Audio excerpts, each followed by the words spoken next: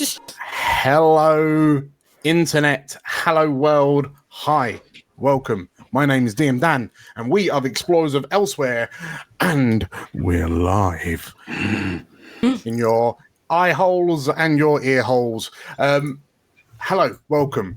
I'm DM Dan. I'm joined tonight by Livy. Hello. Hello. By Theo. Oh, that was a very quiet hello, but hello nonetheless. I think You're mute. Oh No. Speak to us in the form of interpretive dance. It's beautiful. It's beautiful. Well, you push some buttons, Theo, while we say hello to Nate. Hello. Hello. And say hello to Georgia. Hello. Hello. And then say hello to Tim. Hello. Hello. So we have returned to play some Daggerheart. Are we lagging? YouTube. We are currently. It's currently buffering on my side in YouTube. How curious. And is not doing anything while we're going live. It's on my side. If anyone can hear me. Yes, we can hear you you now. There you go. YouTube are reporting outages. That's a problem. Oh, that's great. Oh, I can definitely see us online, but Okay. When you say it like via the stream, the wonders of live streaming, everyone. do you want me to check Twitch? I think we're good on Twitch. I can see my head moving around there. It might just be YouTube. Is it just YouTube that's died a death? Who knows? This I can definitely see us on YouTube, but then Yeah, it's buffering quite a bit for me on YouTube. Yeah, Mine's okay. It's on buffering YouTube. for me. It might just be me. Okay. No, it's me as well. It's buffering for Okay. me. Down Detector definitely is indicating problems. If YouTube is weird, Go to Twitch. always watch. Yeah, you can watch on Twitch. Okay, well, we'll figure that out. We've got a title sequence to figure that out. But yes, hello, hi. A flawless start as always. We have returned to play some Daggerheart. We are officially in the second half of our 20 episode campaign. So we are in. I'm gonna say a conservative fourth gear. We're not top gear yet, but we're certainly plugging along. So yes, I am excited to see what's going on. You guys are heading towards a Titan. You have picked your poison and you are heading off in that direction. You've been newly outfitted with some new equipment. I think you guys are ready to rock.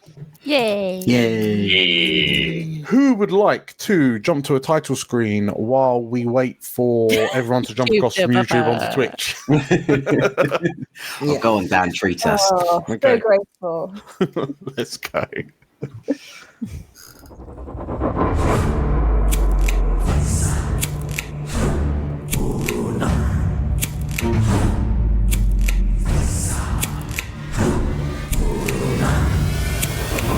Hello, I'm Nate, and I'll be playing Griffin, a Sanguivar bard. Hi, I'm Livy, and I'm playing Abe, the Guardian Keeper. hello, my name is Theo, and I'll be playing Cooper, a Dragon Scent rogue. Hi, my name is Georgia, and I'll be playing Cassandra, an Asavar sorcerer. Hi, I'm Tim, and I'm playing Guardi, Majani Druid. And my name is DM Dan, the Games Master in this adventure.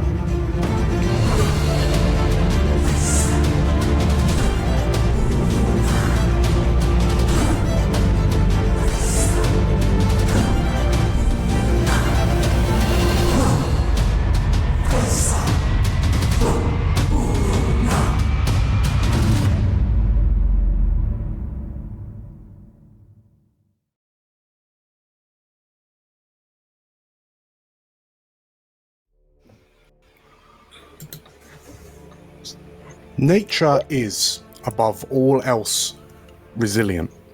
For every storm, for every shifting tide, every creeping change in climate, life bends and reshapes itself to endure. Forests regrow after fires.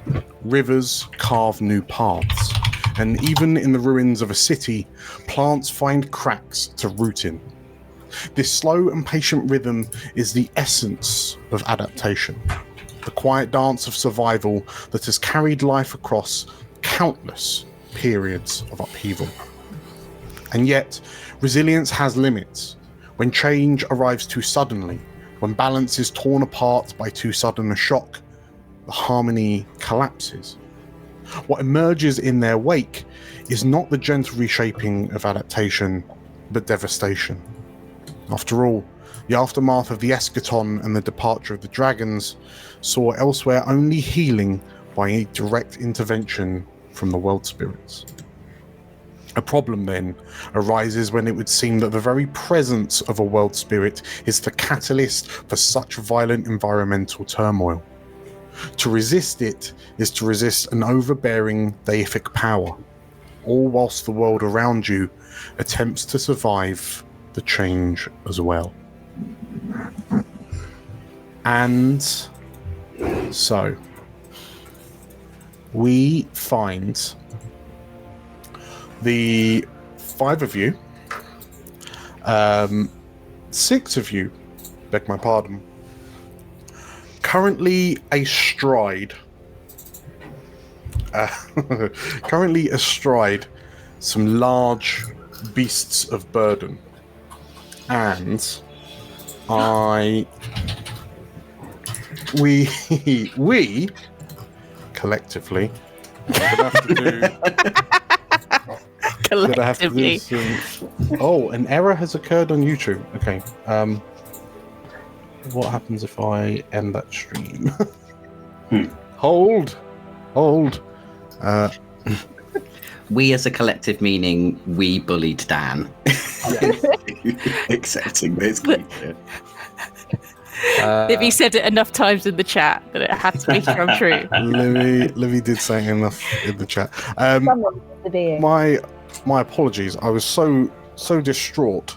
I don't actually think I uploaded it. Did I upload it? I've got a picture of it somewhere. Oh lordy, I've uploaded so many pictures today, but not the one that was really important for the start of the session. Well, tell you what. What amongst yourselves? Sorry, my ADHD brain is thoroughly kicking in. Amongst yourselves, what is astride these magnificent beasts that we will see in a moment? What do you, between the 5 of you, tell me what scene, like what horizon you see in front of you?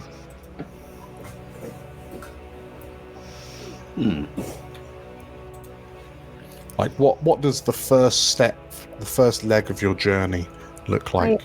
I want to know how many people can sit astride these things at once. And are we pairing up? Are we threesoming? Are we?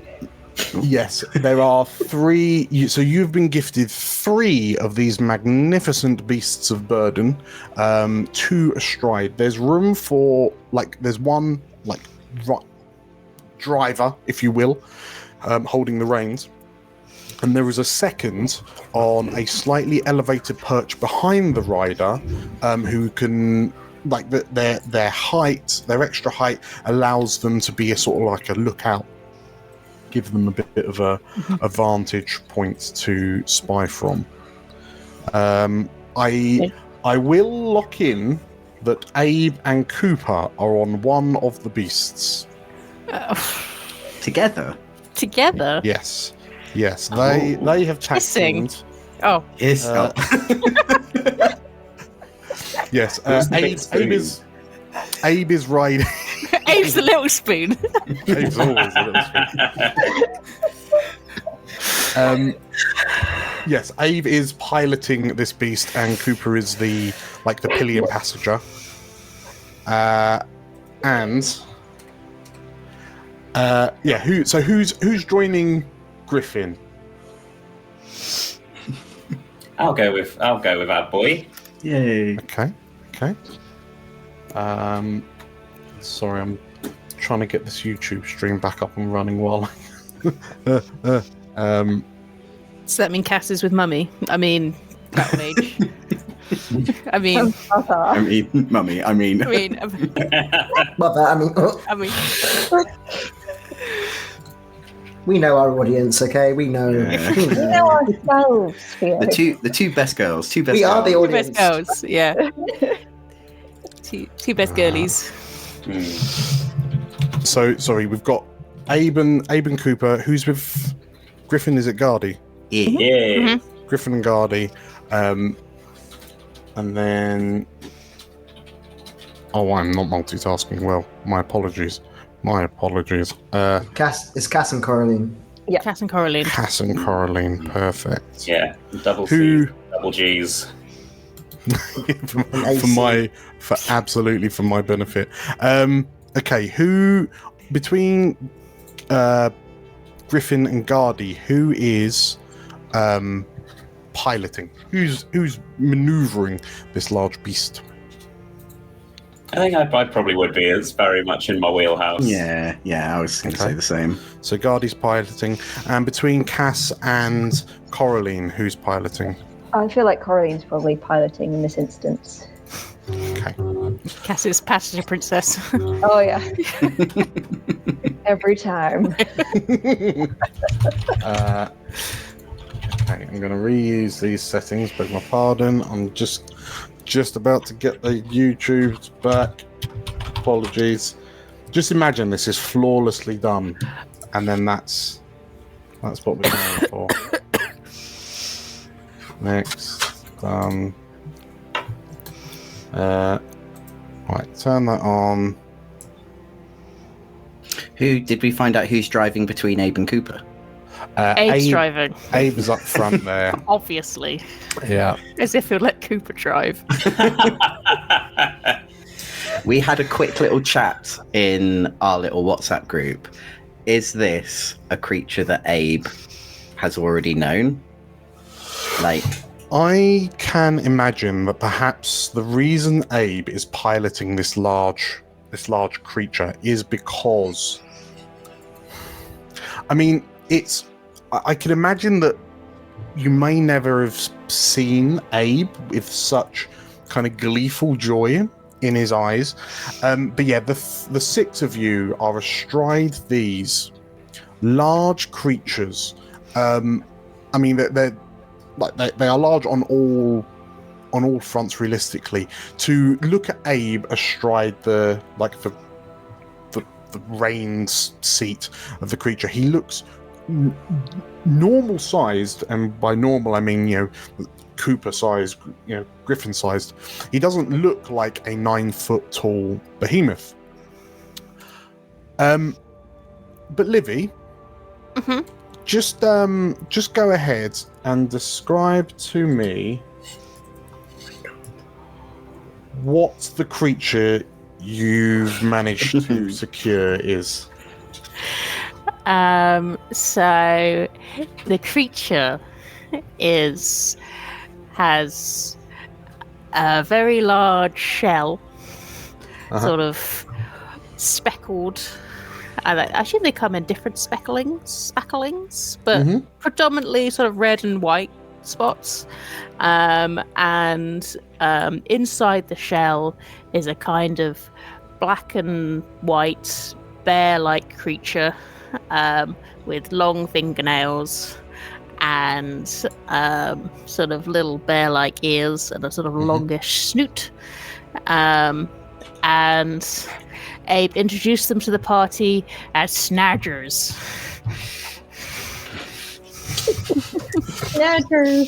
Snadgers! So, yes. The six of you are astride 3 Snadgers. They curious creatures, but like intimidatingly large in stature, despite the relatively low kind of ground clearance that they have. Yes, they've got these kind of large, kind of radial mollusk-like shells on their backs, but you also notice that there's it's almost like an armor plating made of a similar material that starts just behind their eyebrows and kind of goes up the back of their spine. It strikes you in a way as a bit of an armadillo. If you described an armadillo to someone who'd never seen an armadillo before, this is kind of maybe what they would come up with. An armored bear. Yeah. Yes. An armored bear with a big old shell on its back. And yeah, so Abe, Gardy, and so was it Cass or Coraline piloting? Coraline. So the three of you are sat in the front seats with these reins that are attached. The creatures. Livy, would you say the creatures sorry, Cass, you cannot for a moment consider that these things are actually called snadgers, but that seems to be the name that Abe is very affectionately giving them. But Abe, the snadger, is it rather docile? Is it what's its temperament like? Yeah, kind of, sort of. They're quite. Sort of, they look docile and they look quite bumbling, they're kind of move in a kind of slow, steady, even pace, but Abe has warned them that they do have a nasty bite, and you would probably have to go see the herbalist if they bit you. So they carry diseases. They are capable of going from badger to honey badger. Yes. Badger? What's a badger? We're talking about snadgers. Snadgers, of course. But yes, so we have 3 snadgers. And then the other 3 of you are up on slightly elevated saddles. I would argue perhaps it might be... Well, I'll let you decide whether you're sort of like on the saddle in Vocums normally or whether you're sitting side saddle. But as Cooper, as we can see illustrated in this picture, has decided to go traditional in his saddle usage, but perhaps it's somewhat uncomfortable as this thing lopes along. Your legs are having to be quite splayed to kind of fit over the circumference of this shell. It's not made for little people. It's really small, boys. It's really, really not. Yes, Cooper, with your crossbow out, you have as uncomfortable as it is, you have got a good kind of vantage as you glance around. But yes, as the 3 of you are kind of plundering along the start of your journey, I will backtrack slightly to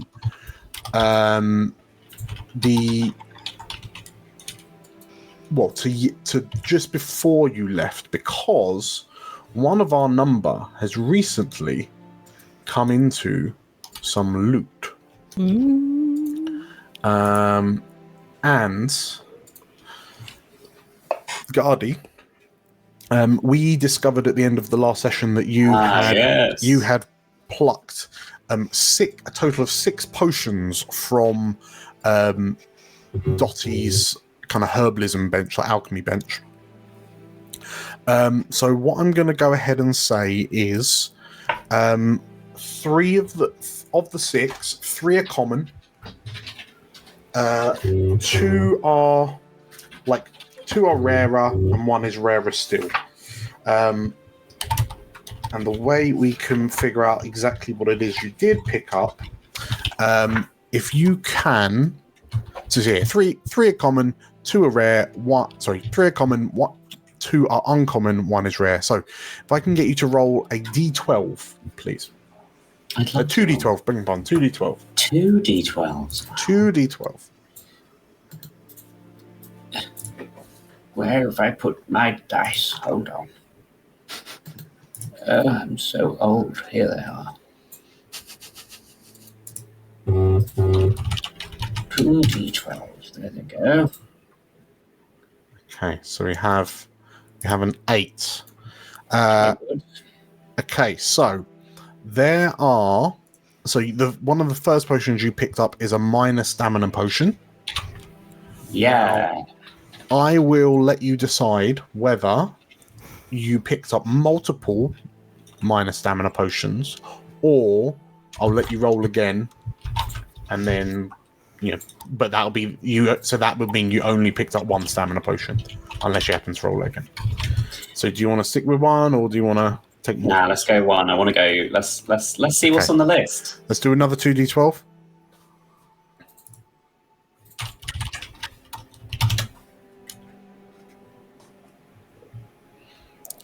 Okay. You also, off the back of a 10, one of the vials you picked up, you noticed contained this sort of like mulch, like they look like mulched up leaves kind of suspended in this limeish, yellowish kind of liquid. It doesn't look particularly appetizing as a concoction, but you identified them as varick leaves. And you know that if you were to consume this tincture, this vial, and make sure you get all of the 2 leaves that are crushed up inside it, you would immediately gain 2 hope.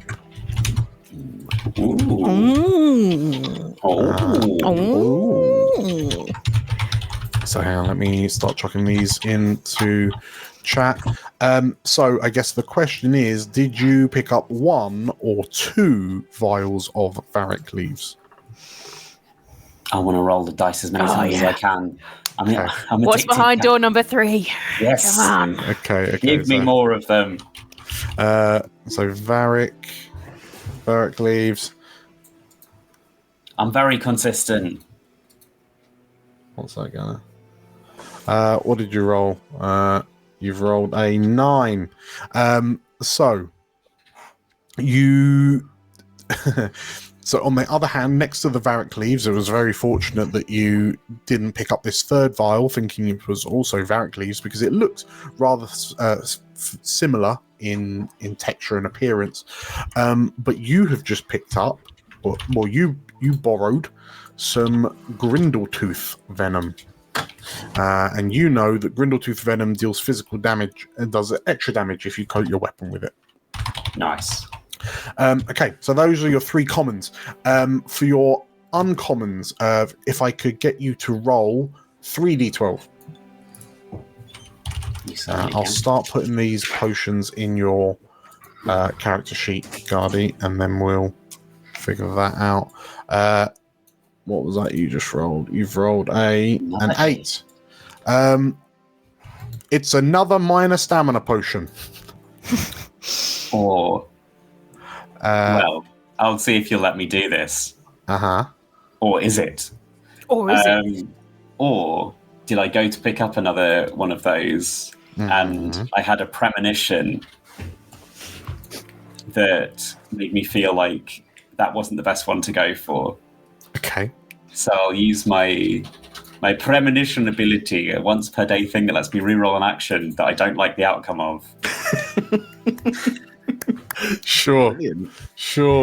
Nice. This is a really good use of that very powerful ability. Very powerful ability. This is an 8. I'm gonna. All right, fine.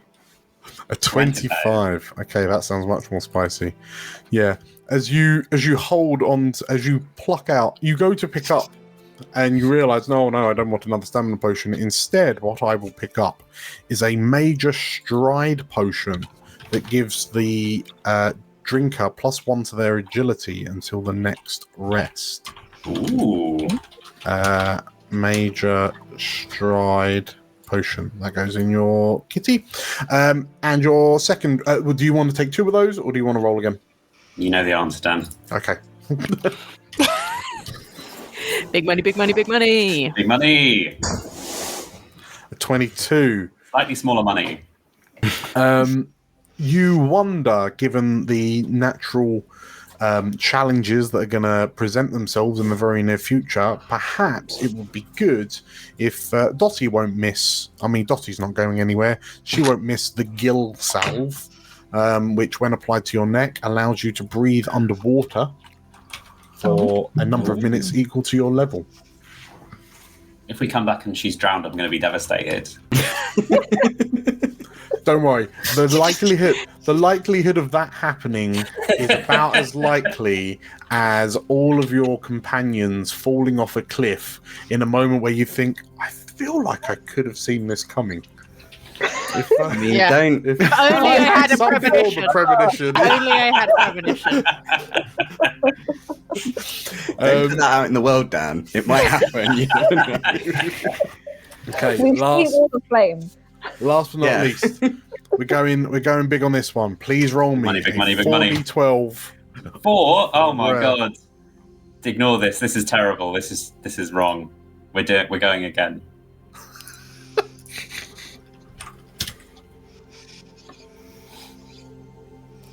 Okay. 32. 32.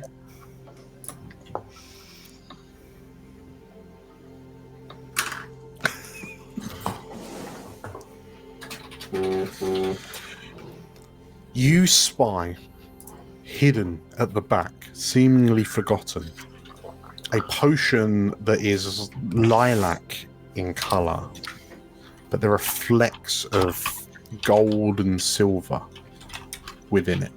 They're like iridescent almost, despite being filtered by the liquid they're submerged in. And as you pick it up, wondering, could it be? And you shake it to see how the sparkles within kind of hang in the solution, you realize you have just picked up a Homit's secret potion. Oh. Which you know that after drinking will allow your next successful attack to automatically be a crit. Ooh. Oh my goodness. Let me drink it right now. So yeah, that's going to my big boy. So there was a minor stamina. I don't think the leaves made it into your backpack. Okay, so you got a minor stamina potion, the Varric leaves, the Grindle Tooth Venom, the Major Stride potion, the Gill Salve, and Homit's secret potion. That is quite the loot list you've acquired there. Wonderful. Very good. So I pass those bad boys out now before anything untoward happens. Yes, absolutely. If you let me know, or if you type in chat, type in the chat in Foundry who you want the potions to go to, I'll start moving them around while. Will do. Very much. Later. That's all right. Additionally, as you're trundling along on the back of your snadgers, that sounds weird. Snadgers. Riding them snadgers.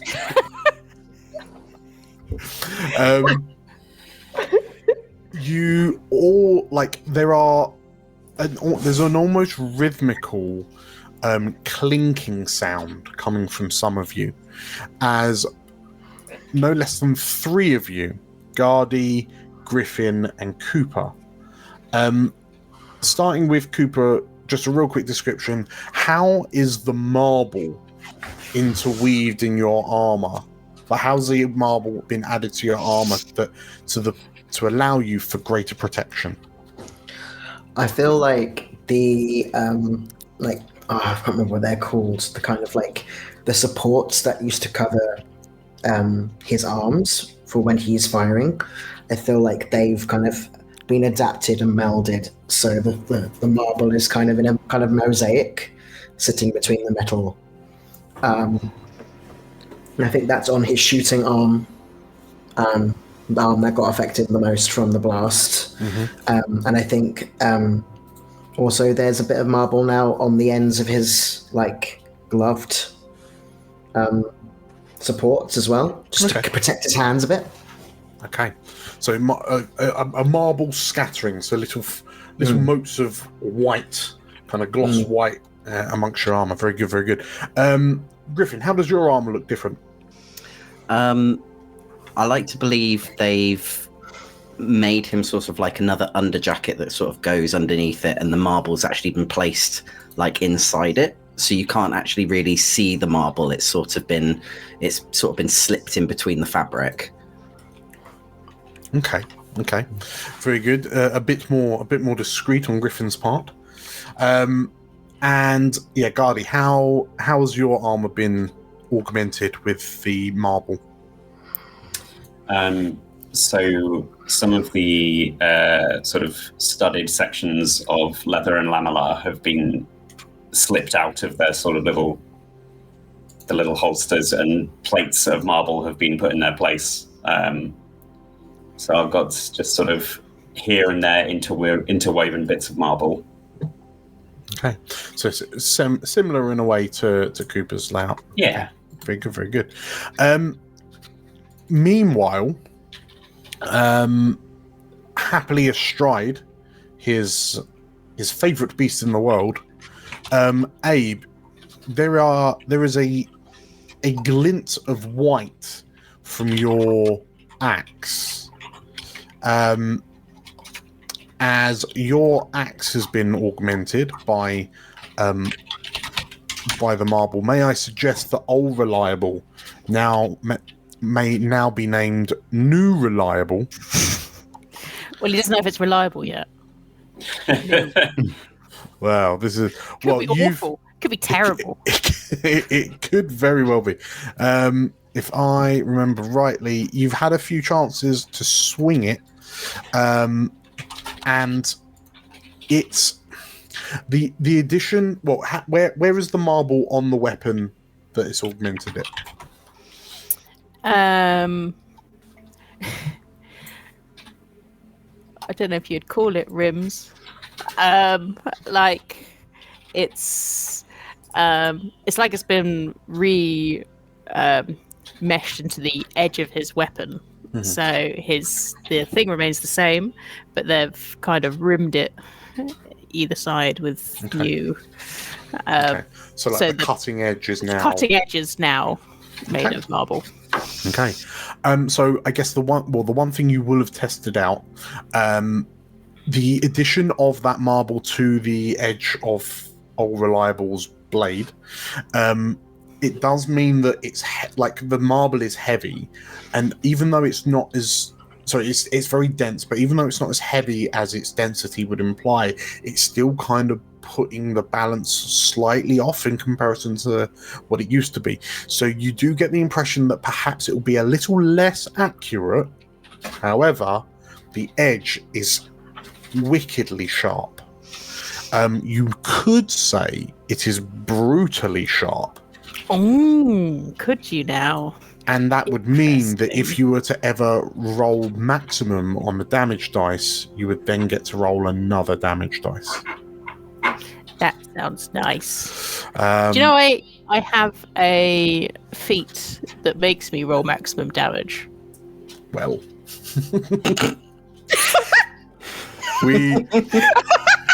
well.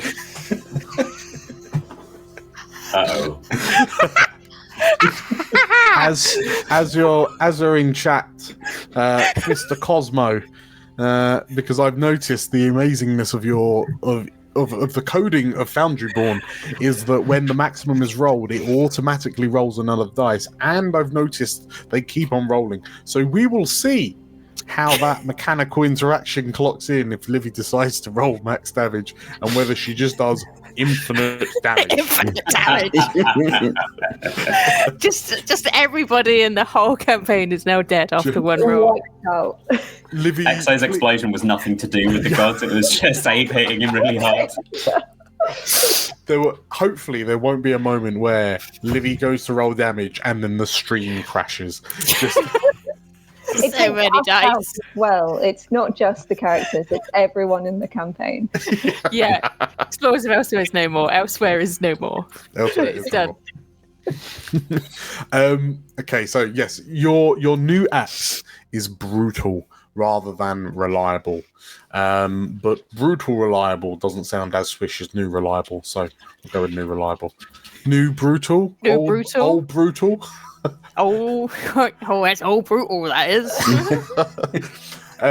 And finally, Cassandra, how has alimony been upgraded by the marble? Alimony has had a swish new inside job done on the inside of its barrel, I suppose. Because she wasn't going to get rid of it. She wasn't going to replace it. It's her gun. She took it from Cooper. So it's had a bit of an upgrade to help the magic process along the inside of the gun. Sure. In which case, where the barrel of alimony, now that it's kind of in inverted commas coated, been replaced by this kind of marble tubing, it seems to in inverted commas refract the energy of your lightning blast from the arcane gem within, and it seemingly concentrates it into a more powerful blast, which will mean that on a successful attack you can roll one additional damage die and then discard the lowest result. Very, very good. So you are all each equipped with more powerful weapons.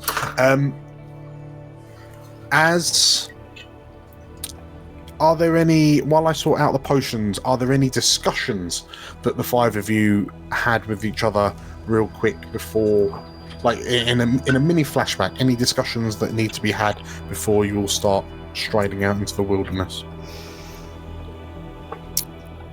Can we only hear what's going on in our own snadger? No, I mean you can. Well, whether it's up to you. I mean, if you want to, you can fundamentally have a chat with anyone, kind of thing. It's not like you're walking in file, I don't imagine. Oh. I mean, you can walk in file if you want. A line of snadgers. You can always snadge up to someone if you want to chat to them. You can snadger up. Do you think snadgers have trails? Like snail, like from their like feet? Do they secrete? Sort of. Do they have a tail, like a snail tail, or feet? That's my question. Are they like a snadger mermaid? They've got. They have got 2 front paws and then just drag yourself along. They are 4-pawed, so they're bumbling along. Yeah. They're almost like an ursine turtle, but instead of a turtle shell, it's a kind of a coiling kind of snail shell. Snail. Well. Also, it's like some kind of snail badger. Yeah, almost. Almost, yeah. And it's curious that they're called snadgers. I thought that was just what they hurt while you're striding upon them. Yeah. They give you a real ache in the snadgers, that's for sure. I thought it was just all they said, like they're a Pokemon. Snadger. Snadger. Yeah, they'd have to say it in a West Country accent as well. Yeah, it had to be West Country. But yeah, are there any conversations that anyone's having before you head off at the start of the journey, kind of thing? Any as we climb aboard our snadgers? Yes. I think once we're aboard, as you snadger up. As we snatch her up. I think Griffin will try and gather you all before we saddle up. About earlier. You're right. All of you are right. You don't know me from anyone. Like you could quite easily just leave me in the jungle. So I need to know that I can trust you, but then again, I guess you need to know that you can trust me. So I got freaked out. I'm really sorry. I haven't heard that voice in a long time. That was the voice of Lord Golverian Sorrowwind. He's the head of House Stonewrath, like one of the largest Asavar houses in all of Elsewhere. He's not a nice person. He's a tyrant. And now I'm worried what he wants in that mountain. So I know we've got to do like Cass, I'm really sorry, but we've got like another issue on our hands now. Like Ekso is now one thing, and we need to go and talk to the Titans. I know this, and we need to go and help them. But can we go to the mountain afterwards? I think he's mad. He's powerful and he's mad. He genuinely believes that like the curse, and he points to his eyes. He doesn't believe that's a curse. He believes that's a message. He believes that's a message that the Sanguivar are meant to take over Elsewhere. And he will stop at nothing to make that happen.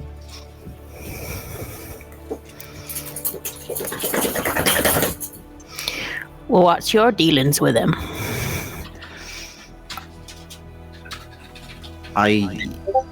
I used to be a servant in his court. You know, entertainer. Do my song and dance. Like, he wasn't too incredibly fond of it, but the rest, like his family was. And when the eschaton happened, he just went more mad. And he picked all of the servants that he believed, he saw was turned Sanguivar,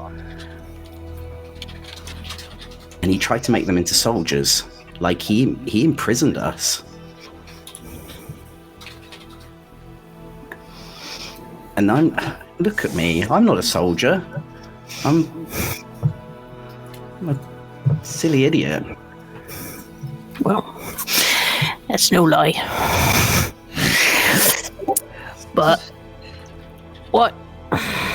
But so you're on the run from him, or is he looking for you? Or a few of us were able to escape, and yeah, he wants to make an example of us. Oh my.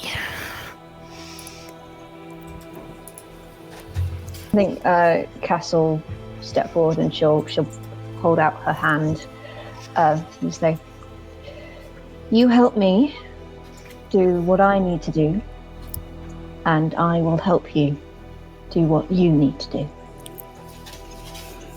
Griffin shakes your hand and says, I was always going to be here to help you with what you need to do, but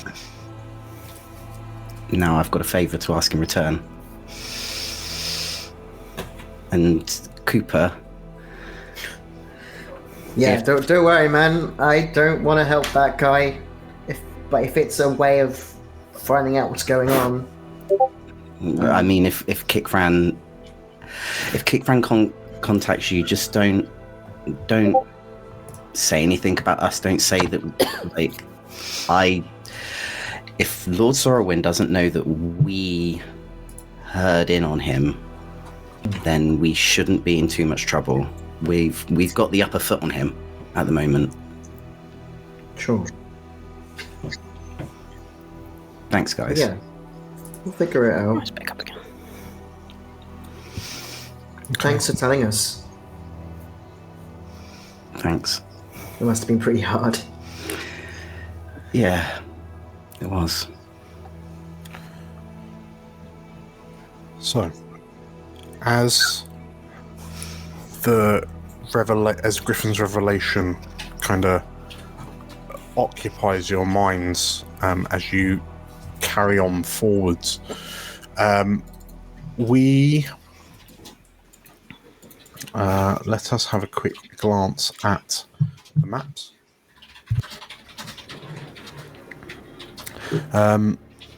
Because a large group, like the group of you, are heading in a northwesterly direction. To let me just sort out Griffin's token. There you go. So pull you all through there. So yes, the six of you, beg your pardon, heading in a northwesterly direction. Oh, beg your pardon. This is one. Cool. So, having crossed the river into the forested valley from Riceville Nar, which behind you, the five of you begin traveling. You cross over another river that Abe connects to a large lake to the north, and that there is like a passage through some low hills that will eventually lead you to the terrain between you and the kind of mountainous area that Pfizer calls home.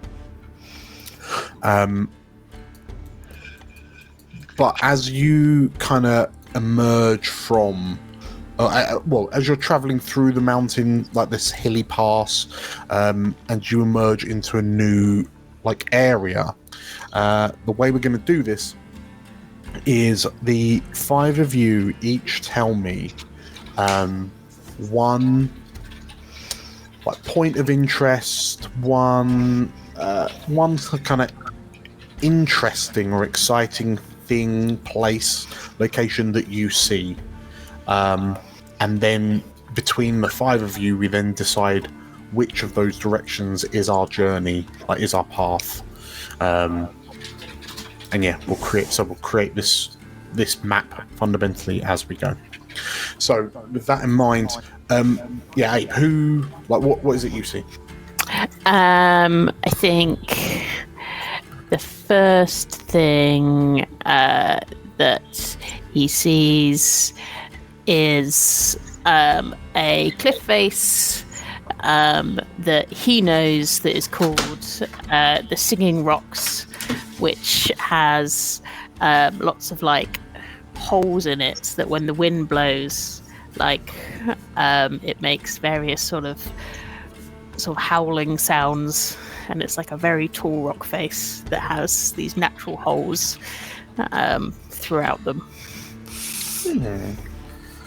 That's cute. Oh, that's very cute. Okay, so we have the singing rocks. Theo. What is it, Cooper? I think kind of again closer to a kind of a higher ground cliff edge, we see a kind of beautiful waterfall of some description. I think that heading back towards the water, that you kind of have to walk under to go past it. Quite cavernous, and I feel like the rock is quite shiny. Seems to glitter as the water reflects off it and creates this kind of beautiful effect. A kind of natural wonder, I guess. Okay. Very good. So a shiny, glittery walk under waterfall. Very nice. Nate, what does Griffin see? I think Griffin will recognise the yellow fruit that Abe told him not to eat the first time we were in Riceville Nar. But they are growing in a thick, like a really thick sort of area of vines and brambles.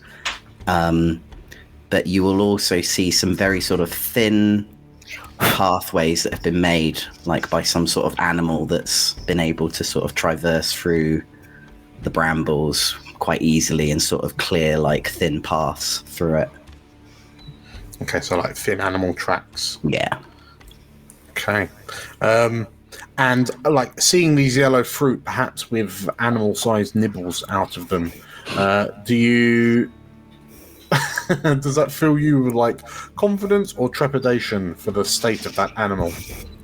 A little bit of confidence, actually. I don't think Griffin felt too bad after he had them the first time round. Sure. Okay, amazing. So, thick, heavy vines with the yellow fruit, like the large yellow fruit. Georgia, what does Cass see? I think Cass sees kind of through, again, like this thicker section of forest. There's a clearing that seems to be sort of completely leveled out, even though it's on a bit of a hill. It's dead straight, completely flat. And kind of coming out of this flat section of forest, you can't tell if they're standing stones that have been placed there or kind of natural growths in the earth, but they're just jutting out in various spots and covered in vines. And you can't tell if this has been put here by keepers or if this is a natural growth that has occurred. Okay. How many standing stones are there? Cass can't quite tell, but probably about 7 or 8 at varying heights. Okay. So just like a large, a flat area. So is it within the forest? Yeah. Within some trees. Okay. So a forested area. Yeah. These standing stones, are they sort of like in some form of a shape, or are they just sort of like in They seem to kind of be in a circle, so it could reasonably be assumed that they were constructed, but it could also be a natural circle. Okay. And last but not least, Tim, what does Gardy see? I think to the north, kind of poking up through a stand of trees, are 10 or so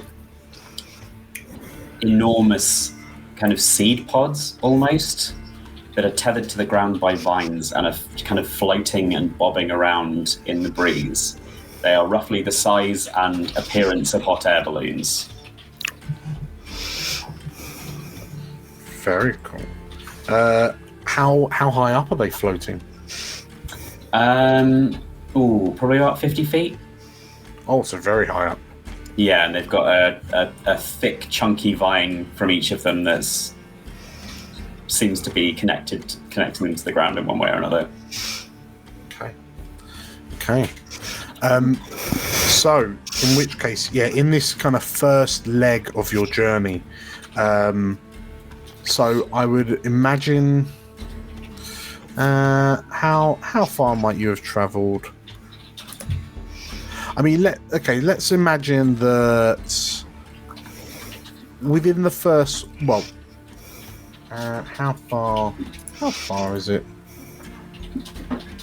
That is not helpful. That far? Not that far. I would argue within the first kind of 25% of your journey, you've, like, from Riceville Nar through the forested valley across the rivers, you've seen these 5 locations.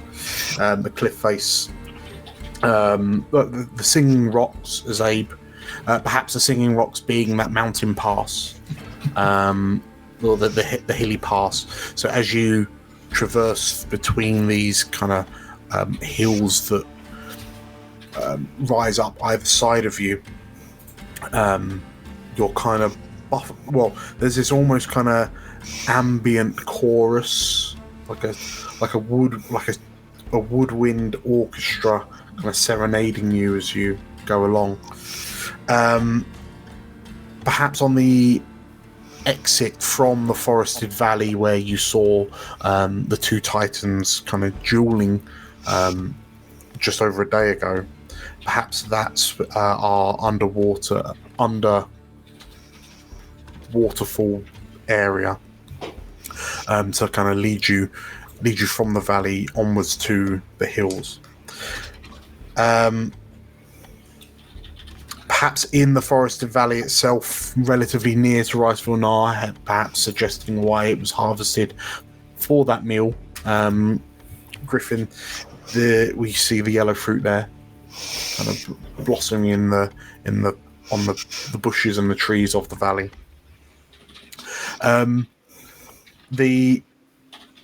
The flat forest with the standing stones marks, that lies towards the exit of the hills into sort of like into the plains that lead up to Pfizer's domain, if you will. And emerging from those flat forests for the standing stones, we see these tethered, buoyant seeds, like seed pods, just kind of gently swaying in the air. Between the five of you, where would we like to focus our attention on this leg of the journey? So the singing rocks, the underwater wall, the waterfall walkway, the yellow fruit vineyards, the standing stones in the forest, or in the shadows of the floating seed pods. Where would we like to zoom in? I want to see the seed pods. I hope they're big piñatas. Yeah. Full of goodies. Give them a poke. Give them a poke. Are we anyone wanting anything else, or are we going for seed pods? Yeah, I'm good for seed pods. Okay, sweet. In which case, we zoom in as you as you're passing under these. So Gardy, are they quite nicely spherical in shape, or do they look more natural? I mean, they're relatively spherical, but they're clearly like a natural feature. They are, there's some ridges and stuff that are quite organic, and a couple of them look like they sort of have just the very start of some splits starting to form on them. Okay, and the landscape beneath them, is it kind of forested? Is it relatively open? Like, what's the area you're walking through looking like? I reckon they're probably where they've grown, because of how they shade out everything else. There's sort of clearings of scrubby, relatively open ground under them. Sure. Okay, that sounds very, very nice. In which case, as you're walking under these floating seeds, these floating pods,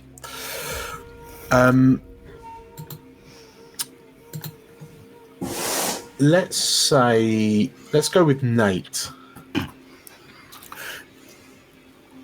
You noticed it most when you came out of the forest that had those kind of 7-ish standing stones, but the temperature feels like it's notably dropped now that you've kind of moved out of the canopied area of the forest and you're in the open.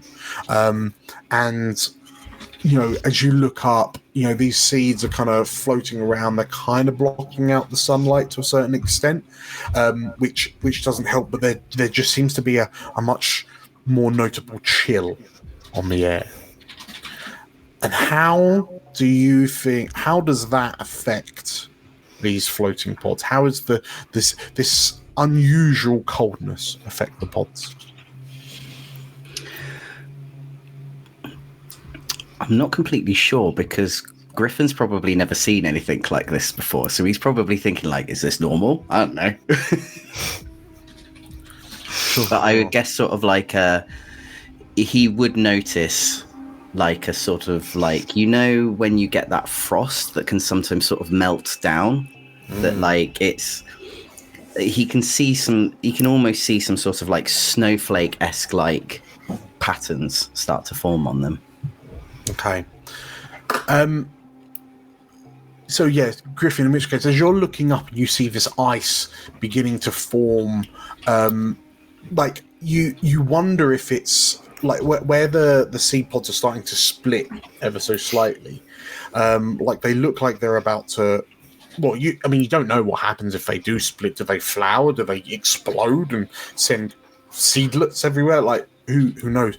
But you do notice that there seem to be these almost like icicles hanging off them by the splits that glint a slightly kind of yellowish, greenish color. And you acknowledge, oh, this is sap that's coming, like a sappy-like substance that's coming out of them, and then some like freezing before it gets a chance to trickle and drop off. But yeah, as you look up and you see these icicles, there is a strong gust of frigid wind that kind of blasts the six of you, and it's strong enough that it rocks most of you back on your like on your seats, on your saddles, and on our snadgers. Yes. On our snaddles.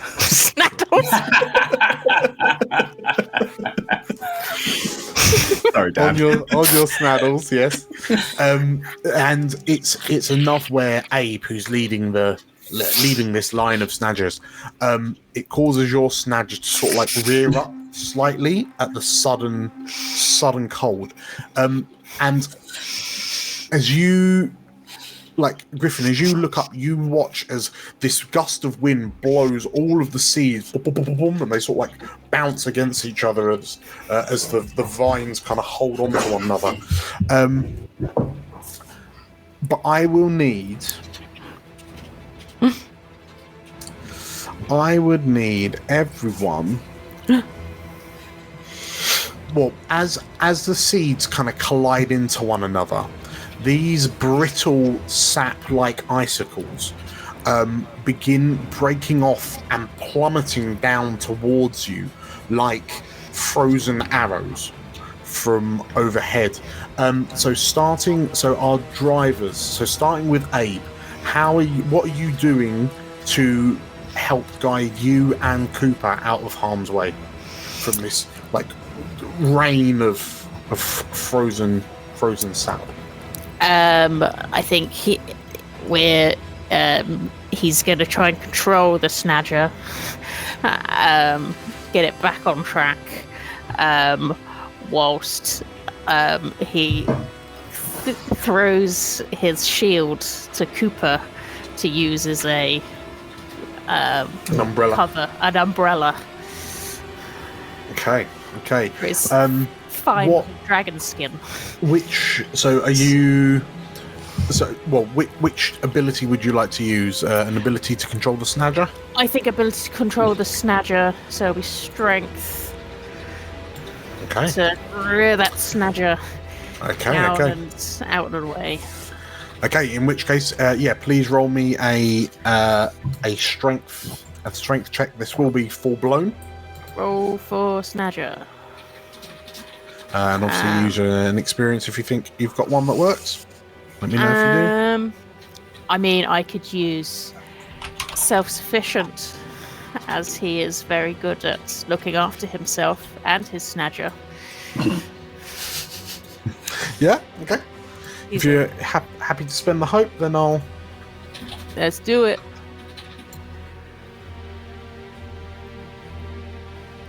That is a 23 with fear. Okay. So that bumps you down to 3 hope. Yeah, that's correct. Okay, 23 with fear. You manage to wrench the reins on the snadger. Tell you what, Livy, you made them. What does a snadger sound like?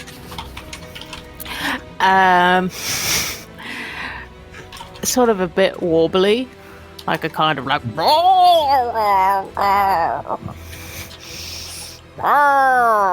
You asked for this, Dan.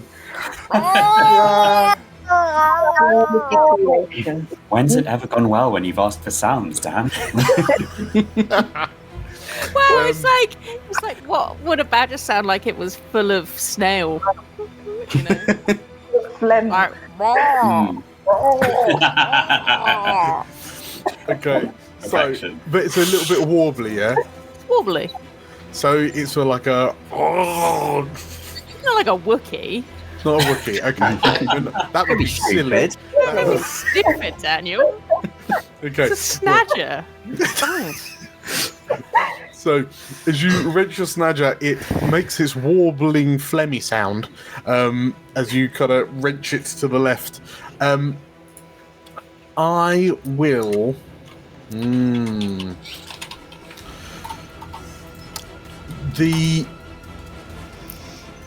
So you manage to do it.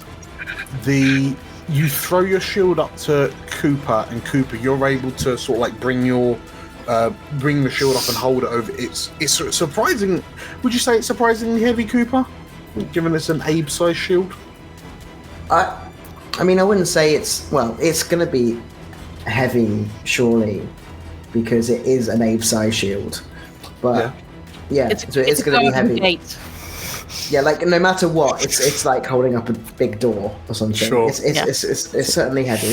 I think he's able to balance it though, like standing on top of this snail holding this door, like shield, like jeez. In which case, yeah, you're able to bring it up, and sort of like you hear the sound. It sounds like heavy hail is just like raining down on the shield. But it's when you hear this sound of almost like splintering wood, and like as you look up and you see the tip of one of these kind of frozen sap icicles just like inches from the end of your snout, and you like in the moment as you pull the shield away, you realize that it's been skewered by this shield and it will now need some repair. Before, like, if you hand it back to Abe in the state it's in, it's gonna have like a fist-sized hole that someone can poke Abe through. But yeah, the shield is fundamentally damaged. We'll need some repairing. I lend you my shield, and what do you do the first minute you get it? You know what? I'll represent this by saying, Abe, please remove 2 armor slots. 2? 2. I have hardly any slots. Yeah. Remind me of your armor slot count again. Only like 10 or so. Only 10 or so. How's he going to to heaven? Oh. Actually, that doesn't sound right. I should have more than that. Oh, it's because my shield isn't equipped. Anymore. That's good, because it's got a big hole in it now. So it's already happened. I've unequipped my shield because it wasn't equipped in the first place, and that adds 2 armor slots. So are you normally 12? No, it currently says 7 on my sheet. I should be more than that. I should be 9. Yeah. Okay, fine. Yes, so fundamentally your shield is bust until you get a chance to repair it. Who's Guardy? You're second in the queue. How are you avoiding this like hail of ice spikes? Right. Here's thing number 1 I'm gonna do is I'm gonna talk to my snatcher. When your snatcher's panicking, chat to your snatcher. You do. So I'll have a little snatcher chat with. Just have a little bit of snatcher love. With nature's tongue. Can we change Titan Talks to Snatch Chat now? Oh, and can I use my nomad experience, as I have spent lots of time riding about on Beast of Burden? Yeah, no, absolutely. Sweet, thank you very much. Yeah. Always nice. So, I'm just gonna be like, keep your head down and keep going, Snadgy. I don't know if his name is Snadgy, but that's what I've called him. And then I'm gonna, if I may also, I would like to beast form into my armored sentry format, which I think I said was a tortoise, but yeah. You'll be a tortoise riding a snatcher. Yes. I considered a Poor, smaller poor snatcher, Griffin. but It's like, what's happening? All I've heard is just you go, and then just turn into a tortoise. and then I leap towards you and in the air going tortoise mode. And I'm just gonna squat on top of Griffin as a tortoise, and I just make fierce eye contact. So no one's riding the snatcher. It's just We're all running. riding the snatcher, but I'm trusting him. I'm putting it's in God's hands now. So, okay. Which ability are you using here, Gardy? I don't know. I did a nature's tongue roll. I don't know if that helps. You did a nature's tongue. Well, that will allow you to give Snaggy commands. Okay, sweet. That's for sure. What was your command to Snaggy? To keep his head down and keep going. Okay. A 20 with hope. You know what? We will use that, because I think if that had gone wrong, Snaggy would either not move or move far too quickly and erratically for anyone's benefit. Okay, so Griffin, you hear Gardy make warbling, phlegmy noises to the Snaggy you're riding, then transforms into this kind of grey-scaled horned turtle, leaps upon you, and I mean there is a rumour that Snagers can't look up, but this Snagger does remarkably well to avoid the majority of the incoming danger. 20 with hope. That is absolutely fine, and I believe that takes you back up to 4 hope. Cool. Very, very good. So, Abe, Cooper, you watch as Gardy and, a griffin and a turtle go yolloping past you on their snadger. Finally, Cass, you're on the back of your snadger, having just watched Griffin go tearing off. How are you protecting yourself and Coraline? See, I have natural climber, which means I have advantage on agility rolls involve balancing and climbing, which I think I am probably balanced on this. And that's a good question. I don't have much going on by way of protecting myself from spikes. So let's put on some aggressive battle music. That'll set the scene. Oh. So yes, so you're relatively well balanced, so you can see. I mean, I wouldn't go so far as to say this looks like the end of 300, and it's not like this wall of icicles heading towards you, but certainly, I can imagine these floating seeds are large enough that there's enough kind of drip and sap that there's a worrying amount of kind of rapidly descending spikes in your. I have I can't, because I don't know how to use this new UI entirely yet. But I do have the explode outward ability. The preservation blast. Yes, that is probably the one. I can preservation blast this sap away from us. Okay, so we'll put that in your loadout. Okay. So in which case, if you want to use that, I think we can absolutely say that Coraline kind of goes to gun it, and then you're able to sort of deflect any shards that are about to impale you, Coraline, or your snadger. In which case, if you roll me a spellcast check. There's no need in using the actual preservation blast, because all we need to know is that it deflects it blasts things away from you. That is, before I do the wrong one, that is insight. Your is insight, correct? Yeah. And absolutely use experiences if you so wish. I don't think it's apart from hard-headed. No. I'm headbutting these spikes. spend too much time with Abe. Yeah. If in doubt, headbutt it. Okay, a 19 with hope. Perfect. So you tick up a hope, I believe, to 4. Yeah, that's correct. Okay, in which case, 19 with hope also passes. So perhaps following suit with Griffin and Guardy's Snadger in front of you, Coraline sort of like whips the reins, and the Snadger moves with a surprising accelerated speed, and using your kind of native Asavari sense of balance, you're able to sort of like, are you currently side saddle, or are you just kind of raw dogging this massive shell saddle? Sorry, she chooses not to answer that, Dan. Yeah, a lady never tells.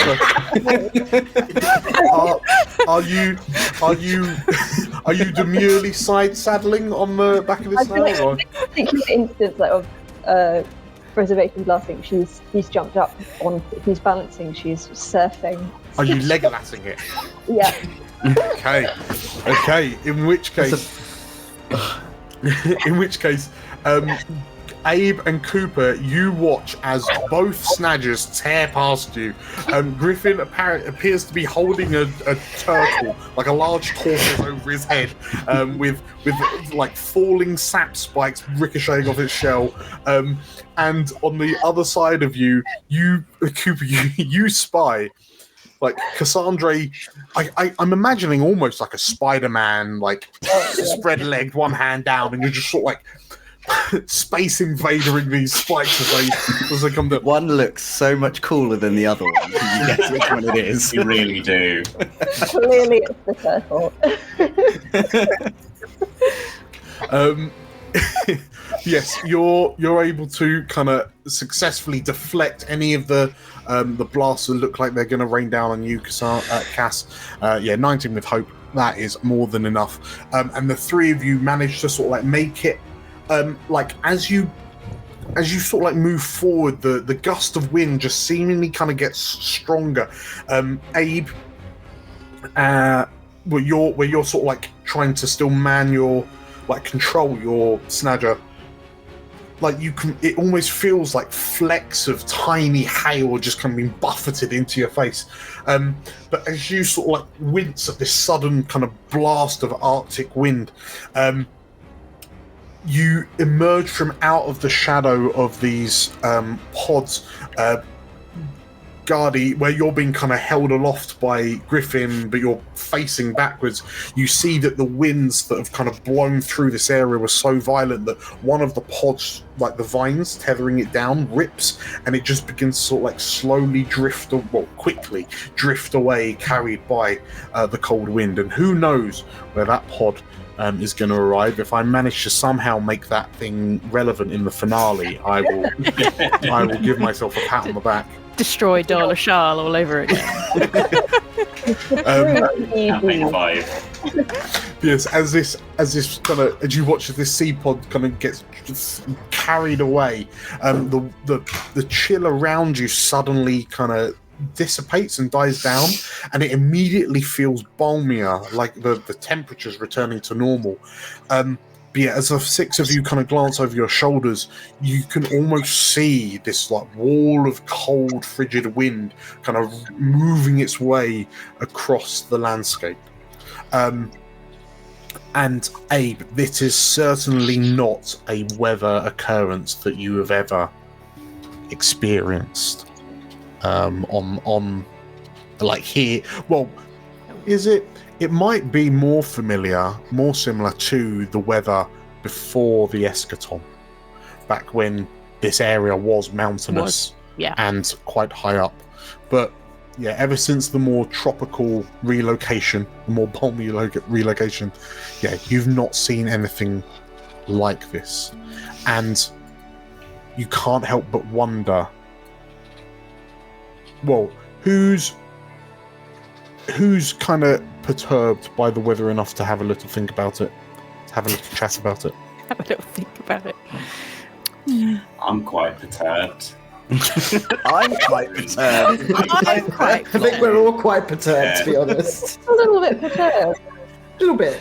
Just a little bit. I'm perturbed about everything. So I'm perturbed. Abe's perturbed that there's a hole in the shield. That's what's perturbing Abe. I like to think that it's finished and then the icicle has melted, so there's just a hole. So he doesn't know what happened other than he gave a shield to Cooper, he turns around, and now there's a hole in it. This is what I caused by the sap. Caused by the sap. Wasn't whatever that thing was. Well, where's it gone then? What did you do? It's melted.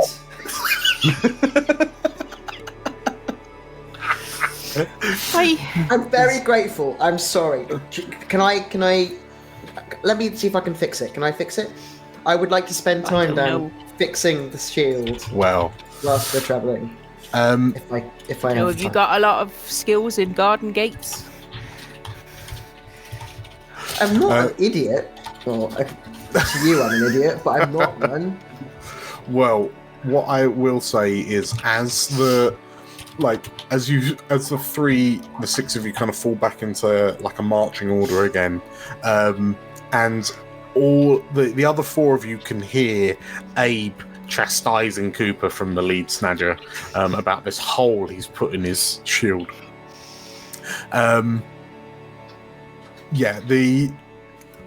Enough time has passed that you notice that the sun is now definitively beginning to set on the horizon that you're moving towards. And it would seem that a moment to take a breather is quickly approaching. Let's go with tell you what, I'm gonna really make this random. Abe, that makes sense. As you're at the front, describe to me the area that the six of you stop in to make camp for the night. I think it's kind of like a natural sort of basin within. So we sort of get out, and then there's sort of like a sort of little basin within this sort of plain that we've come out onto, and it looks sort of perfect as a sort of little indent against any wind that we could maybe sort of sit in. And he kind of points it out and he goes, well, the snadgers will need to settle down, I think, and we've got my shield to repair, and once I think it's probably a good time to start before we get any crazy weather again. Am I right? Yeah, I'm into that. Okay. Oh, then. Smooth little snadger. Come on, Babs. In which case, yeah, as you all begin to dismount and begin setting up camp, aided by some of the supplies that were given to you by the keepers of Riceville Nar, any of you who are looking in a northwesterly direction to your location, well, I can imagine Abe, Abe, are you looking ahead to your destination, or are you more busy making camp? Oh, he's making making fire, finding soup. They packed some soup somewhere. In one of these snadger compartments. Should I put some snoop around here somewhere? I don't know. I put it somewhere. Who is looking ahead to your destination? I think probably Cass is doing that quite intently. Is anyone joining Cass? I'll join Cass. Okay. In which case, yeah, Cooper, you spy. You spy Cass sort of like on the periphery of the camp, let's say looking in the northwesterly direction. And as you kind of follow her gaze to the horizon, you can see what appears to be a mountain range, like laid out lay down for, like I say, I use mountain very generously there, like they're very, very tall hills kind of thing. But for a moment, it doesn't look all that unusual to see these kind of white, peaked, mountain-like structures jutting up on the horizon. I mean, seeing snow-peaked mountains is quite normal. If you weren't acutely aware of the significantly warmer climate that you're supposed to be in. And you instinctively shiver as this like cold breeze kind of seemingly blows through you for a moment.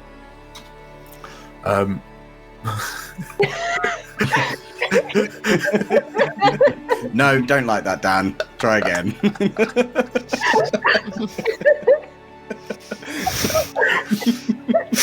Cooper, now played by Percy the Cat. I'm sorry, it's the only way to get him from not biting me during the performance. I'm so sorry. I sensed it. I sensed it coming. I was like, I'm going to do it before we actually do start the thing. So. But Cass, yeah, you hear, you hear Cooper approach and then let out this as this cold wind kind of blows through the both of you. Yeah, what conversation are we zooming in on as you both stare westwards? Haven't journeyed like this in a while. Yeah. This feels very big, doesn't it? Yeah. It's been, over a decade since we tried climbing mountains and fighting the cold. Though, it's not supposed to be cold here, is it? No, that'll be the wild spirits. That means we're getting close. It's good. Doesn't feel very good. But this is the right thing to do.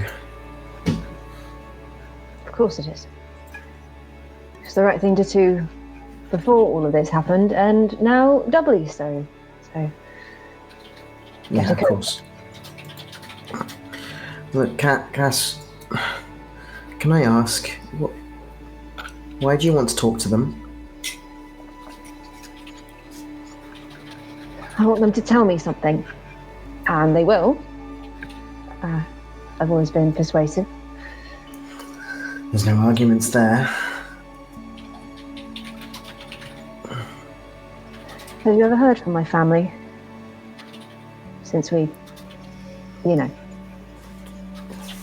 I mean, I think I had a very brief but concerning letter from your mother, but apart from that, which I did reply to, by the way, I told her that this was happening, but, to keep in touch, and I'd come visit, and it doesn't have to be awkward, but I never heard anything back, so didn't reach out again. They vanished. All of them. What? After the eschaton. And not in the usual way that my family vanishes, how they do things. Nobody even stayed to look after the archives or the library or anything. It was just me. And this. And so, I'm going to find a wild spirit and I'm going to ask it what happened. And it will tell me, and everything will be okay again. Why didn't you say something? I'm saying it now. No, I don't mean now, I mean back then. I've not seen you in, 13 years? No, I know that, but it doesn't mean I didn't want to... It's fine. I'm sorry. I'm sorry I had to deal with it.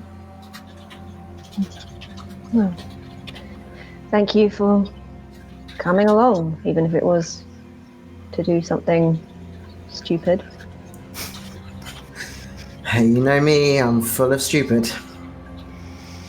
Some things don't change. Cass, one more thing. Mm. Your magic, when that started happening, did anything else happen first? Like, were there warning signs? I don't know. Ever since the Esco fight, something weird's been going on with me, and I don't know what it is. Like, maybe talk about it at some point. Yeah. No, that I didn't, but... And you see like a glint of the interest that you used to see whenever something new came up. We'll keep an eye on it. I'll explain later, but I don't want to keep secrets, I promise. Like, I know Abe gave me a hard time. I really am not that kind of guy. I don't know what's going on. I know. You've never been a bad guy. A stupid one, sure. Thanks, Cass. As Cooper peels away from Cass, we skip forward a short while to later in the night. A campfire is roaring and keeping you warm as the night becomes more and more oppressively cold as the hours press on. And you're not entirely sure whether it's the temperature that makes you feel as kind of achy and drained as you are, but there is a moment when you acknowledge it has been quite some time since you have had a long rest, and you feel that you will have to have a long rest now.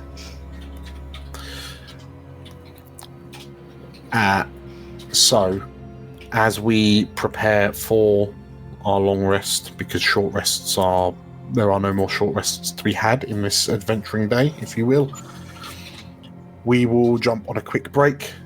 When we come back, we will go through what it is that you're doing all on your long rests, and then we'll continue on our journey towards Pfizer's lair. So, we will be back in 10 minutes. I will... Apparently YouTube is working again, but I mean, we're happy and cozy here on Twitch. If you are interested in what's happening, I don't need to talk about YouTube right now. Well, actually I do, because it could go on before. If you're interested, hit the like button, subscribe on YouTube, follow us on Twitch, join our Discord, the link is in the description. And yeah, with all that said, we'll be back in 10 minutes. Catch you everyone in a bit. Bye. Bye. Hello and welcome back, everyone, to Explorers of Elsewhere Live. Hello, hi, welcome. I am DM Dan. We are the Explorers of Elsewhere. We are playing the Titan Isles, the third campaign in the Explorers of Elsewhere series, using the Daggerheart rule set. Hurrah! We are rejoining our heroes who are coming to a rest at the end of the first leg of their journey across the titular Titan Isles, having recently left the village of Riceville. Our heroes find themselves part of the way across the island's surface as they make their way towards the lair of Pfizer, one of the world spirits known as world spirits that reside here on the island, locally known as one of the Titans. And yes, as this like as everyone kind of settles in for their long rest in quite a while, because you lot have been busy since your last long rest. We need to go around the houses and figure out what everyone's doing in their long rests. So let's start with. I'm going to spice things up. Let's start with Nate. What is Griffin doing on the long rest? And I believe you. So if you're healing, de-stressing, or armoring, it just goes to max, I believe. And you can do 3 things. Does that sound about right? 105. I've got 2 things on my long rest sheet on Foundry. Like it might still be 2 each, and you just maximize it. I'm just frantically flicking. Whatever that absolute star Captain Cosmo has scripted into Foundry Born is most likely 2 correct. and max and you max it. Yeah, it says in the thing. It's 2 actions and you max it out. Yeah, it's 2 and you max. Except for Hope, which is the same amount as a short rest. Sure. In which case, yes. So starting with Nate, which 2 activities are you doing on your long rest? Oh, I think you're muted, Nate. There we go. There's our beautiful boy. I am definitely going to clear stress. Yeah? I'm very stressed out. Griffin's had a bit of 48 hours, and I think he just needs to say, yeah, I think he's just gonna whack out some of his favorite tunes now that he feels like he's in a bit more of a safer space. It's definitely Wonderwall, isn't it? Griffin strikes me as a surprise Wonderwaller. A surprise Wonderwaller. No, he's going to play like some tunes he thinks that everyone else will like. He's going to play like some very sort of like almost like lullabies in a way, but not to sound too childish. To sort of help everyone else sort of de-stress, but majority just to de-stress himself. Sure. So I will clear stress. And would anyone want to prepare anything? Because I could always do with a bit more hope. I'll prepare with you. I'm... The dream, it's finally happened.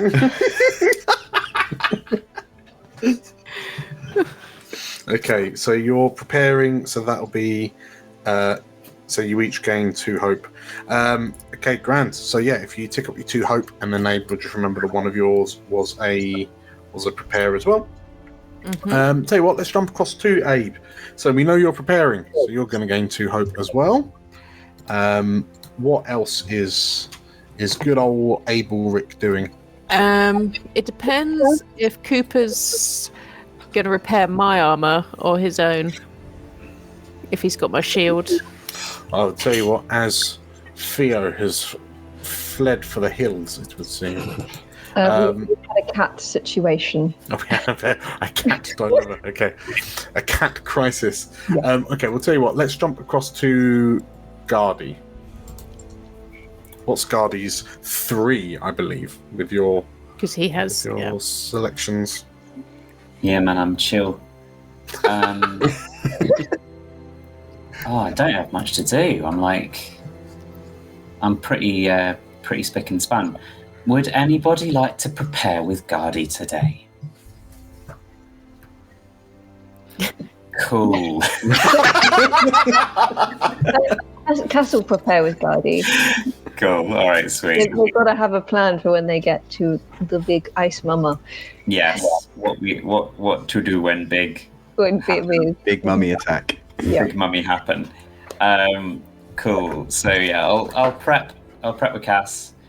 I guess I'll clear my last stress point. And I guess I'll work on a project. Okay. I'll start figuring out how to prepare a base for the god-fixing ointment. Okay. So you're working on so Gardy. is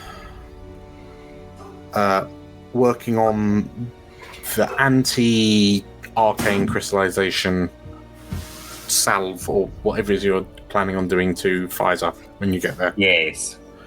Okay. How? I mean, what is that looking like?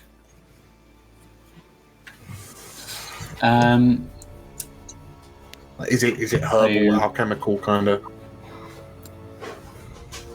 I think it's kind of herbal, but it's at the moment because we don't have the key herb that we need. It's just like it involves a lot of like oils and like just mixing it together with a bit of like fat from a creature that we've stabbed at some point. Yeah, just creating like a nice goop base and letting it like fester for a bit so that it's in a good condition to use. Sure. Okay. Very good. Very, very good.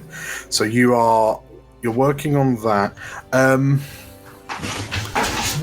Which ability I'll be rolling out for that? Do we reckon? I don't know. I mean, I love an instinct. Or instinct? But it might be a knowledge. Or a finesse. Or a finesse, because that's tinkering, isn't it? Yeah. It is tinkering, probably a finesse. Yeah, are you finessing it? That's fine. I'll finesse it, and I will add my herbalist ability, which I got rid of. No! Shit! I've forgotten everything I know about herbalism. God. Just throw that out the window. Oh, God. I will ask the DM kindly and sweetly for an ancient wisdom bonus. Sure. Yay! Thank you. Sure. It's 12. I would fear. I'm afraid. 12 I'm afraid. I'm making it till I'm afraid. Okay. Partly because Ripley is just judging me. And is that with your... that's with the experience, isn't it? Yeah, okay. So, 12 with fear. Let me create a new clock. Aye. And it's called Guardi's Cure. So, let me go ahead and show that to everyone. So let's make it a 4 o'clock. And your 12 with fear. Yeah. Well, I think so. 12 with fear. It's a good roll. Top roll. I don't think it is, realistically. I mean... What?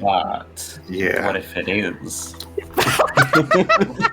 But it could be. But it could be.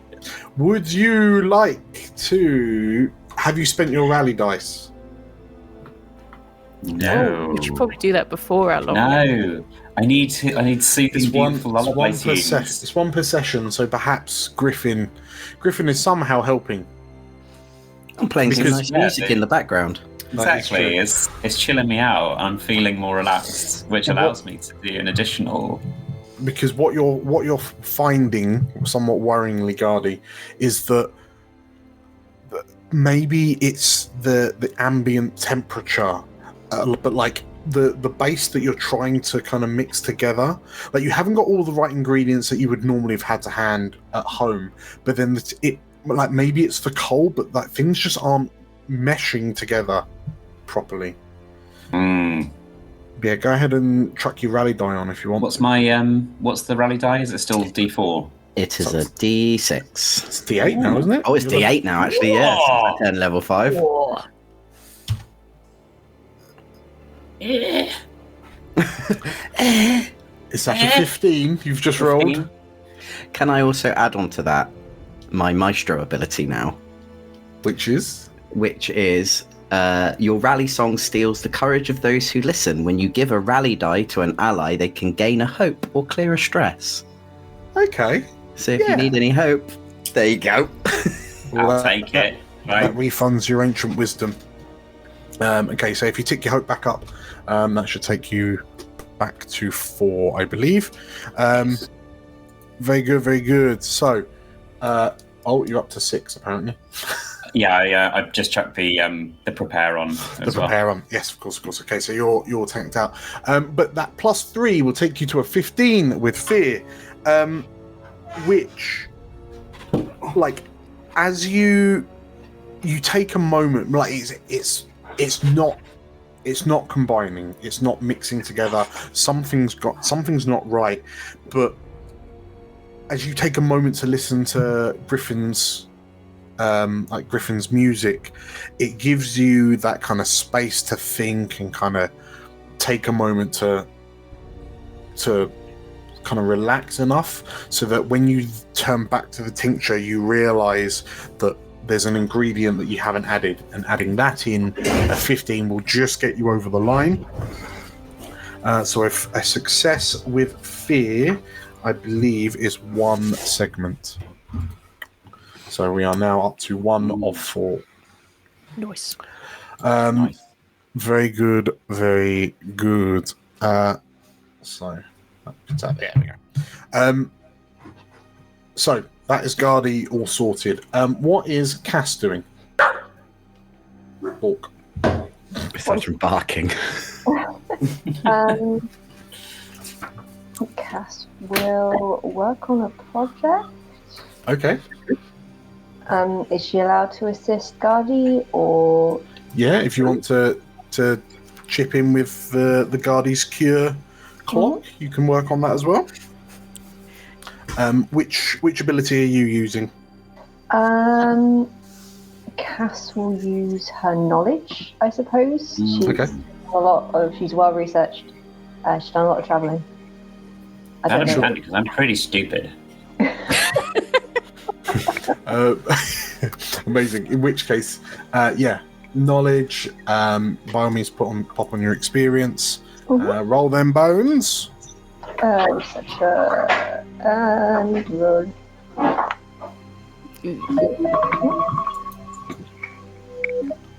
Okay, a 13 with hope. Would you like to use your rally dice? I will use my rally dice. That's a D4. Griffin's playing some good lo-fi at the moment. For music to sort out a cure. To study and sort a cure for, yeah. Don't forget the vinegar. You may add a D8. D8. Let me find. Where are the dice? Where have the dice gone? Where have the dice gone? Very bottom. Right bottom. It's not very nice to call Georgia a bottom. Oh, right bottom. Right bottom. Oh, how do you know? They are connected by everyone's actor icons. Is there a way to just move it? Yes. Or like through the D100 at the moment. I mean, if you trusted me, I can roll the D8 for you. Or if you can get to the chat, if you do /R space D8, that should roll it. I trust you to roll a D8 for me. Okay. A foolish endeavor. Oh no, a fantastic endeavor. A 19 with hope. So you have already gained the hope automatically, so that's good. A 19 with hope is a success with hope, which is 2 segments on the progress clock. So I will stipulate now that with Gardy, as you pass over the base of the kind of the salve to Cassandra, Cassandra is then able to kind of do her kind of magic bit on it to kind of charge and get it ready. We will not be able to complete this final segment until we have the prerequisite ingredients to finish the potion. So that will become something that you have to find before you can finish the cure. But congratulations between the two of you. For all intents and purposes, you have got an almost complete cure that you'll need to hopefully kind of cure Pfizer's corruption, crystallization with. So you've done a project, Cass. What's your other activity? That's a good question. Would anyone like prepare with? Yes. Gardy. I was going to prepare. Okay, yeah. In which case, if you chuck your hope up by 2, Thank you. and I believe that takes you to 6. Yes, I have all of the hope. Okay. Turn that off. Okay. What about Abe? So you're preparing with Griffin? I'm preparing with Griffin, but I was going to ask if Cooper is repairing my shield or if he needs. me No, I will shield. prepare. I will repair your shield. Okay. Sorry, fab. I was going to say that earlier, but I was dealing with No, that's all right. No. difficulties. So he's already preparing with Griffin. So the other thing you'll do is he'll just tend his wounds. So because he's got some hit points missing. Okay. So yeah, if you bump your hope up to max, I believe, and your sort your HP out. Yep. Marvelous. And lastly, Cooper, what are your 2 activities? Repairing Abe's armor, by the sounds of it. Yep. So he will very tentatively and actually with quite a lot of care fix Abe's shield. And I'm imagining I'm imagining with the armor that we got given because of the way that Cooper's is fitted. Mm-hmm. I'm imagining, I can't remember the term for it, that kind of like Japanese, like how they put the gold in the cracks of stuff. Yeah. I feel like he's basically doing that with the damage to Abe's shield. And it actually looks quite well done. It looks almost like a design. But he very tentatively works on that all evening. And I think it's because he wants to show Abe he does respect his opinion. It's his kind of way of apologizing because he understands that Abe is a person who likes actions over words. He's understood that. So he is making sure that Abe's shield is to the best of his ability. And he's worked on his own armor before. It's not something is out of his wheelhouse. And it's a bit pleasurable to just sit and work away and have something he can control. He can't seem to control anything else right now, so this is quite nice for him. And other than that, he will be clearing his health because for some reason he still has 2 hit points down. I can't remember why. So that'll be bandaging up any old wounds that still needs to be cared for and focusing on Abe's shield. Okay, very good, very good. In which case, as you heal up, you repair Abe's shield.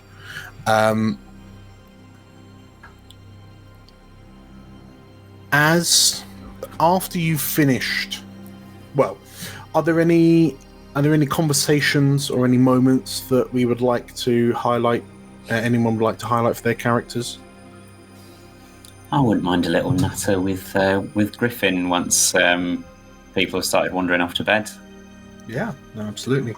Where does Gardy find Griffin?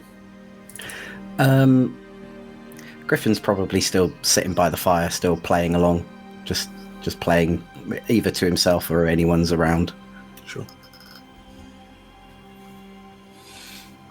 I'll just perch myself on a rock nearby and be like, you're really good at that. Oh, thanks. Appreciate that. I sort of fancied a quick chat. Griffin sort of puts down his accordion. He goes, brilliant, because I've been meaning to chat with you as well. Like, because we've not really had a chance to actually get to know each other. What do you want to talk about? Well, I just wanted to say that you're not the only one who's afraid, and it's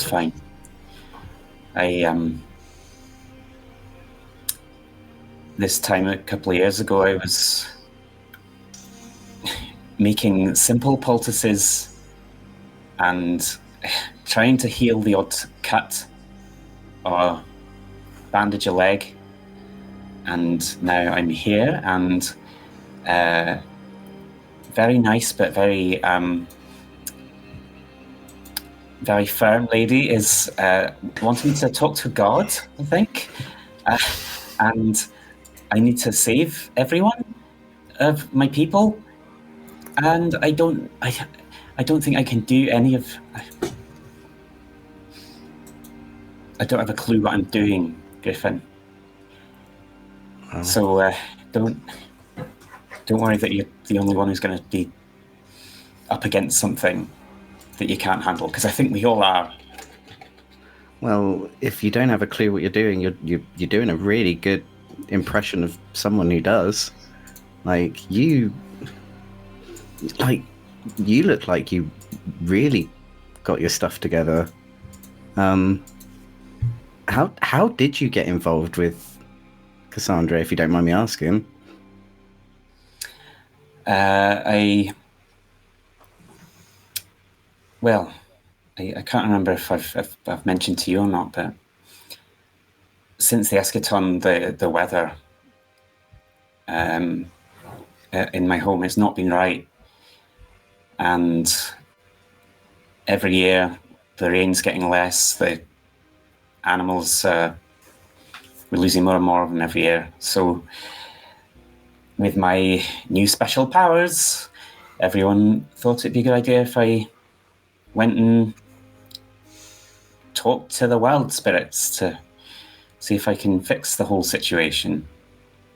So I went off to civilization, and basically if Cass hadn't met me as well, Explorers Guild, I'd probably been stabbed in a gutter by now or something. I think she says it's mostly just because she wants to see how my powers work, but actually, I don't know, she's quite fun to hang out with after a bit. I'm sure she is. Yeah, she puts up being tough, but she is tough, but not all of her. Well, we can be scared together if you want.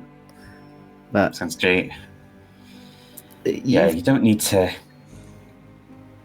I really appreciate you talking to us about what's happened. You don't need to go into any more than you're comfortable with. Just you've told us more than you wanted to, and that's a lot. And ultimately, you're still with us, and that's what matters. Thanks, Gardy. You don't know me at all, and you've been nothing but kind to me since you met me. So, thanks. I hope I can repay that in some way. Yeah, like I say, coding's really good, so that's nearly, you're on your way there already. Any requests? Not sure if you'd know much from. Is there any chance you know where the wind blows to? Griffin will have a little think. And could you maybe hum a bit? Maybe join in a bit? And then maybe I can go along? I've not much of a voice, but I'll try and just do a little bit of recognizable but ultimately pretty off-key humming. And Griffin will sort of join in and then be able to sort of catch the melodic sort of rhythm of it and start playing it. Yeah. After a bit, Guy's probably having a little tear or two. And yeah, just eventually wander off to bed. Maybe give you a little hug first. Someone hugged me first, yay! Very good. Are there any others? The GM has a scene. Oh God, no. Yes. The GM has a cutscene ready. Would anyone else like to have a scene? I'm scared now, Dan. But sure, whatever you want. Gardy just wanders back like, well, a good chat, Griffin. I'm glad nothing of any significance is going to happen overnight. Yes, I'm glad it's going to be a nice and lovely quiet night. Good night, Gardy. My favourite kind. I'm sure you will sleep well. Well, if there's no one else.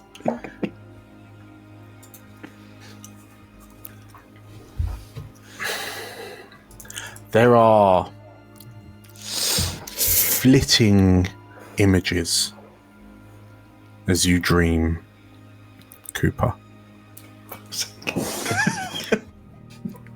Okay, let's go. And they feel like scenes. To regard them, they are scenes you have not witnessed, yet you seem to be incredibly familiar with them. Scenes of banners, regimental banners fluttering in the wind, the sounds of pained screams and swords clashing on armor and shields. The thunderous chorus of charging battalions colliding into one another. Arcs of magic soaring through the air, resulting in devastating explosions as they detonate amongst the masses. And it feels as if your view of whatever battle this is, one of many, many battles, it feels as if you are observing it from on high. And the details of what you're seeing are obscured by the passing of clouds, by the gathering of clouds. And as your vision turns heavensward,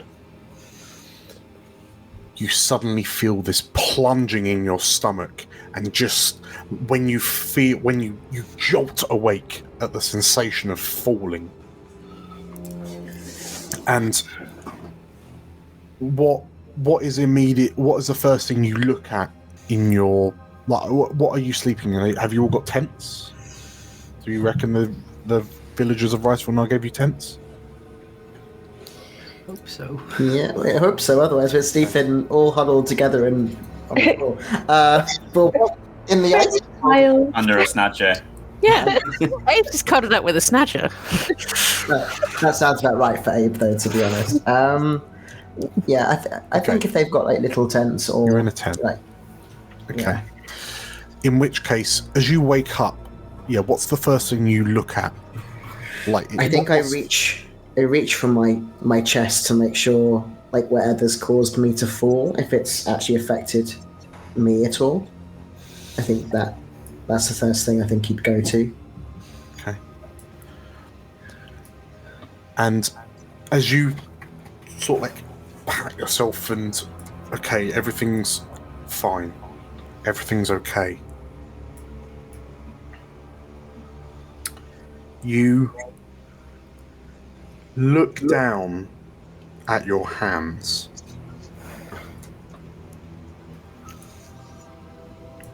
And rather than the copper-like scaled fingers you're used to seeing, you find yourself looking at a large fingered hand covered in a pallid skin. And you feel in this moment larger. And as you glance towards a mirror. The face that looks back at you is a gaunt one. A large, crooked, a large hooked nose sat beneath two eyes sunken into eye sockets, and cracks across your cheek that glow with a slight green hue.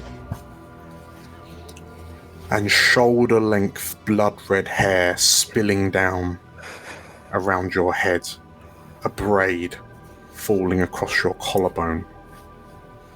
And as you frown and you bare your teeth slightly, you see the blackened fangs that adorn your mouth. And you realize you are looking at your own reflection, Ekso.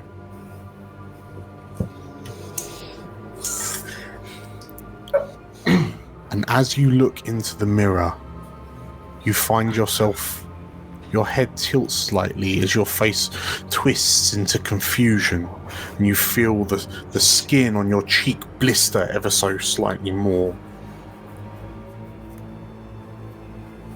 You hear yourself say to yourself, I knew there was something different about you. You have heard it as well, haven't you?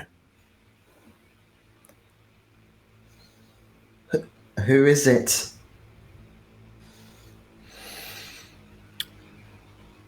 The calls of panic,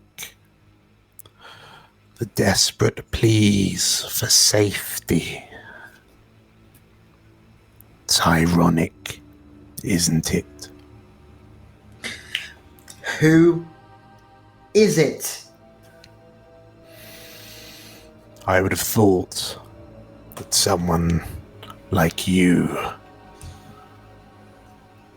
would have figured that out by now, but it would seem that we both share a link to her. And you feel your own eyes widen with this slightly maniacal glee as you stare at yourself in the mirror.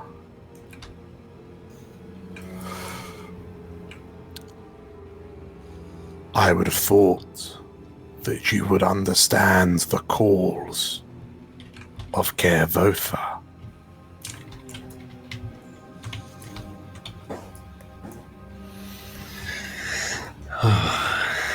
Okay. I noticed when we met in Dorlashal, your horns. Was that a mark of shame for you? It was a way of eating and surviving, actually. Sod off, Ekso. How can I? We are bound, you and I. Servants of the sundered dragon. I serve no one. That is the spirit. Knowing that you can turn your back on a weakling like the dragon Kervotha. That is the path to true power.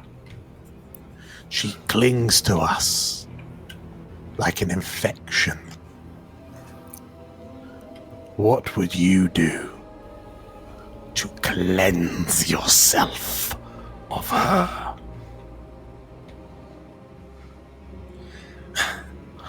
I was her champion once. What about you?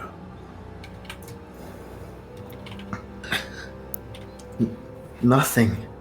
I've done nothing. I've just lived my life Stop bothering me. She chose you for a reason, Dragon Scent. She sent you for a reason. Maybe.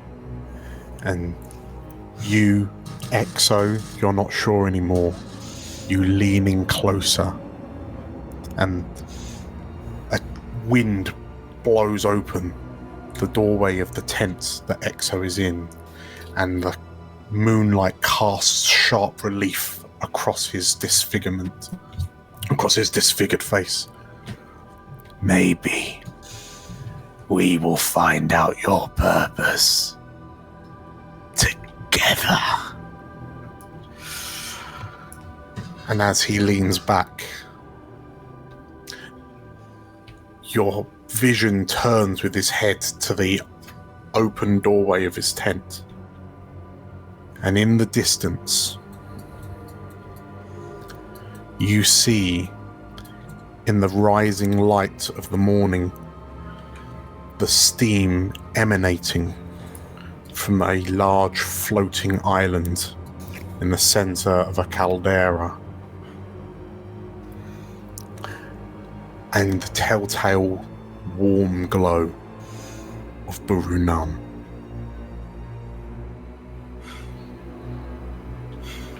And you awaken a second time, and you immediately go to feel your chest like you thought you did a moment ago. And you see the same dawn rising over the horizon.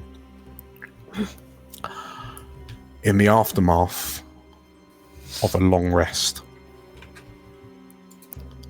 I will advance the clock 3 times. What? With me? That's so many times. And I should reset my fear, so instead I will reset my fear for a new day to D4 plus the number of players.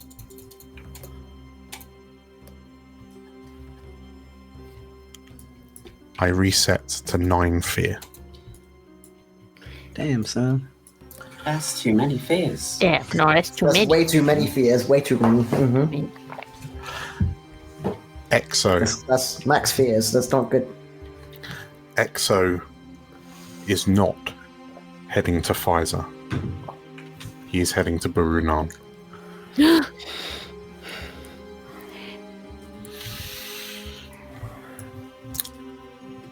But Cooper, as you start to try and ascertain what this even means and what the ramifications of it are, you start to hear the sounds of your companions awakening for a new day. And we will advance forward ever so quickly to the next leg of your journey. Lightning round again. Well, let's say lightning round. We'll go around the houses for what we all see on the second leg of our journey. Let's start with no, we won't start with Cooper. Let's start with Abe. What's the what one kind of point of interest is Abe kind of enraptured by as you press onwards? I think as we go onwards, we see a sort of mountain peak-esque in the horizon that has been shattered, so the top of it has come off, and it's completely charred, and it looks like it's been struck multiple times by lightning, and it's sort of left a blackened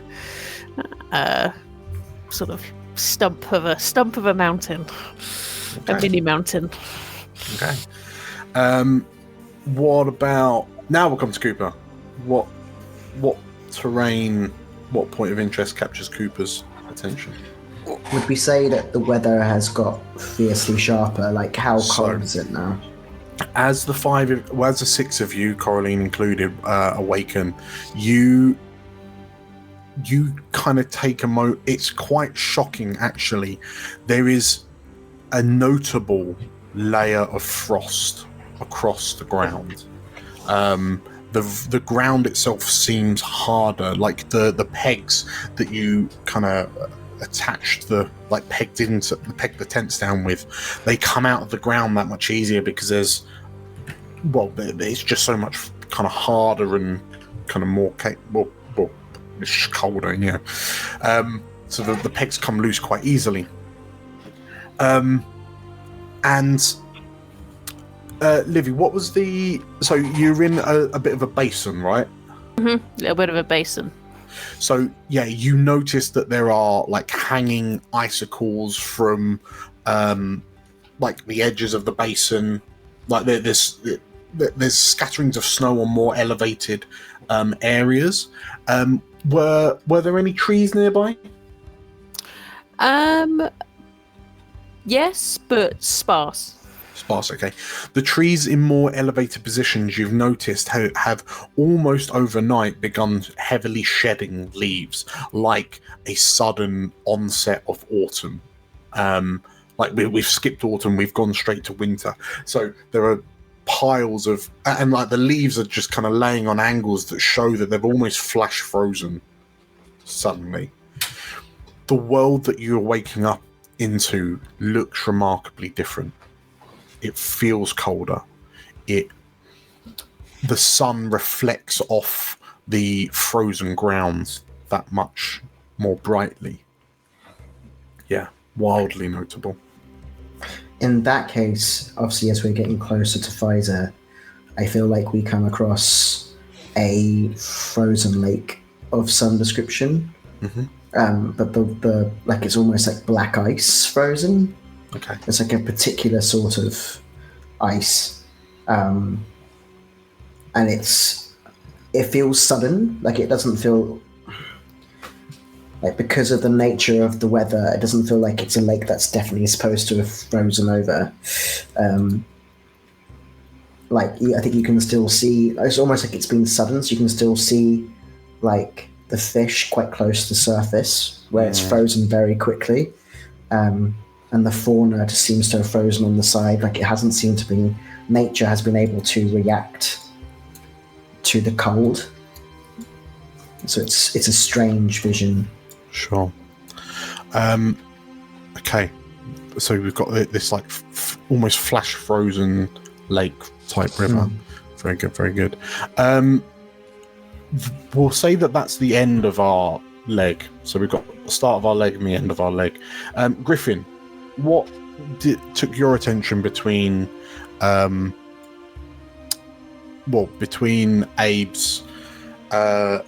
between the mountains that's been struck and scorched by lightning and this frozen lake?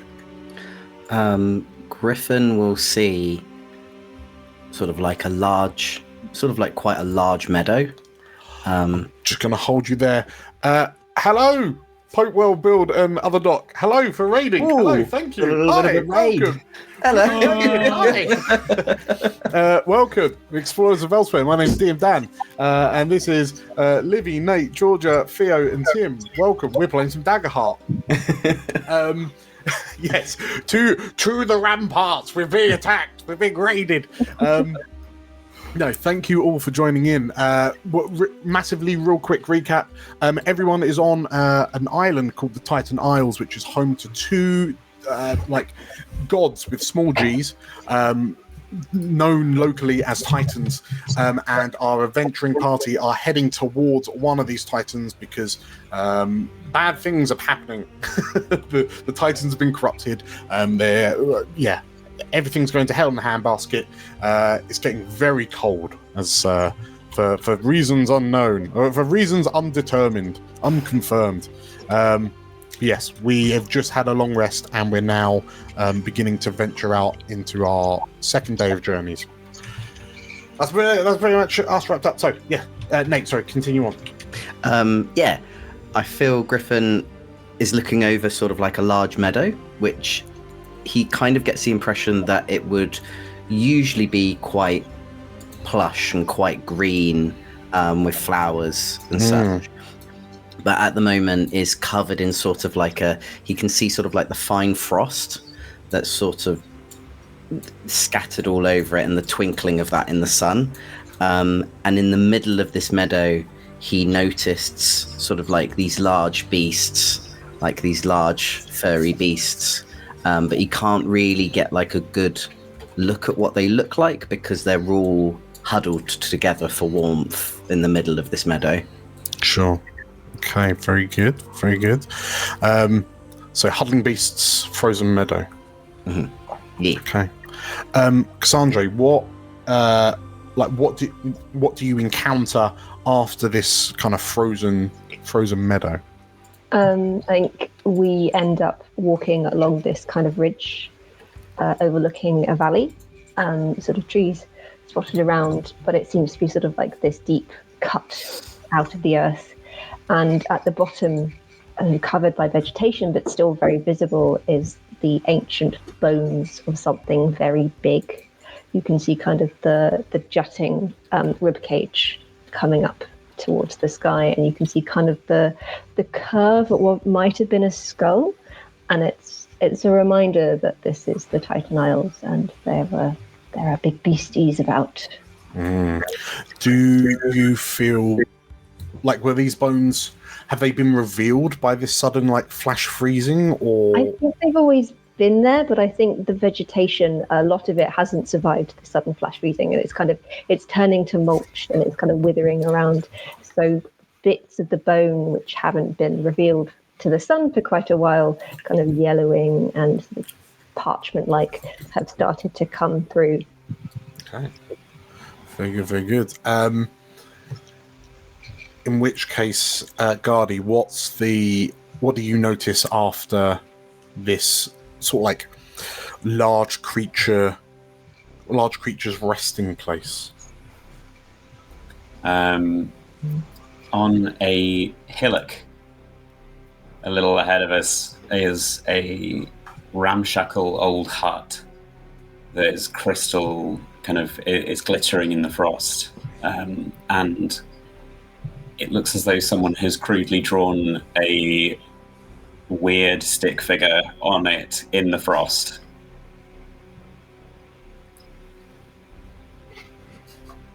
Okay, yeah, fair enough. No,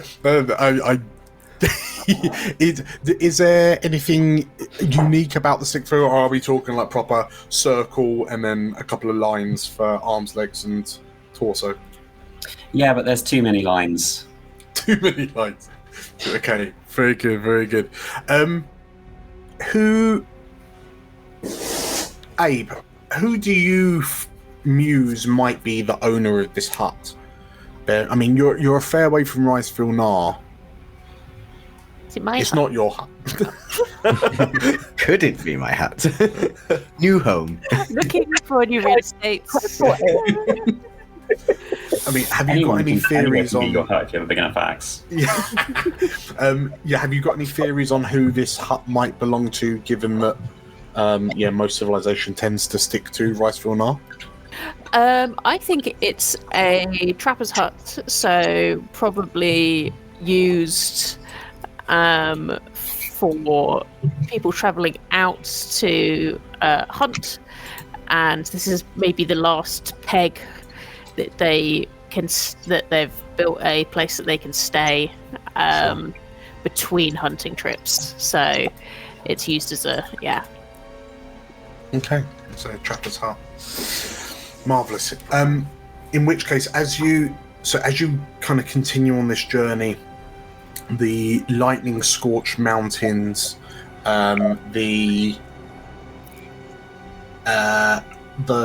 frozen meadow with the creatures kind of huddling for warmth, the overly large creature's skull jutting over and frozen over, and this curious hunter's hut that's been vandalized with a little stick figure. We then the journey, the path that you take, Abe. I'm assuming you're still leading your troop of course. Me and Troop Babby. Troop of 6. Okay, so in which case you find yourselves moving down onto a path, and you realise that the path in front of you seems to have been frozen over, like a black ice type frozen. And it dawns on you very quickly that the path that you're following is actually a river that has very, very quickly frozen. Cooper, as you kind of look off the sides of the snadger that you're sat on, you notice that there are creatures kind of swimming under the surface, but some of them aren't moving at all, almost as if maybe they've just been caught and frozen in place by the sudden extreme change in temperature. And after a little bit of testing, you realize that the ice of this frozen river is actually quite thick and will support the weight of the snadgers and you riding on them. So trusting in the squidgy paws, the squidgy paw pads of your snadgers, the 6 of you begin kind of heading onto the river as it kind of cuts this kind of trench through the hills, and it's, if you can follow, you know that this river most likely runs from the mountains that are behind Pfizer's lair, so this is almost a really handy shortcut, if anything. And as you're moving along this river, in the distance, you hear this almost like trumpeting noise. And those of you on the backs of the snadgers with a little bit of extra height, as you peer between these sort of like rock structures that are jutting out from this frozen river, you see this silhouette of a large mass of creatures moving towards you. And you very quickly notice that heading at a gentle pace in your direction is what appears to be a herd of large mammoth-like creatures.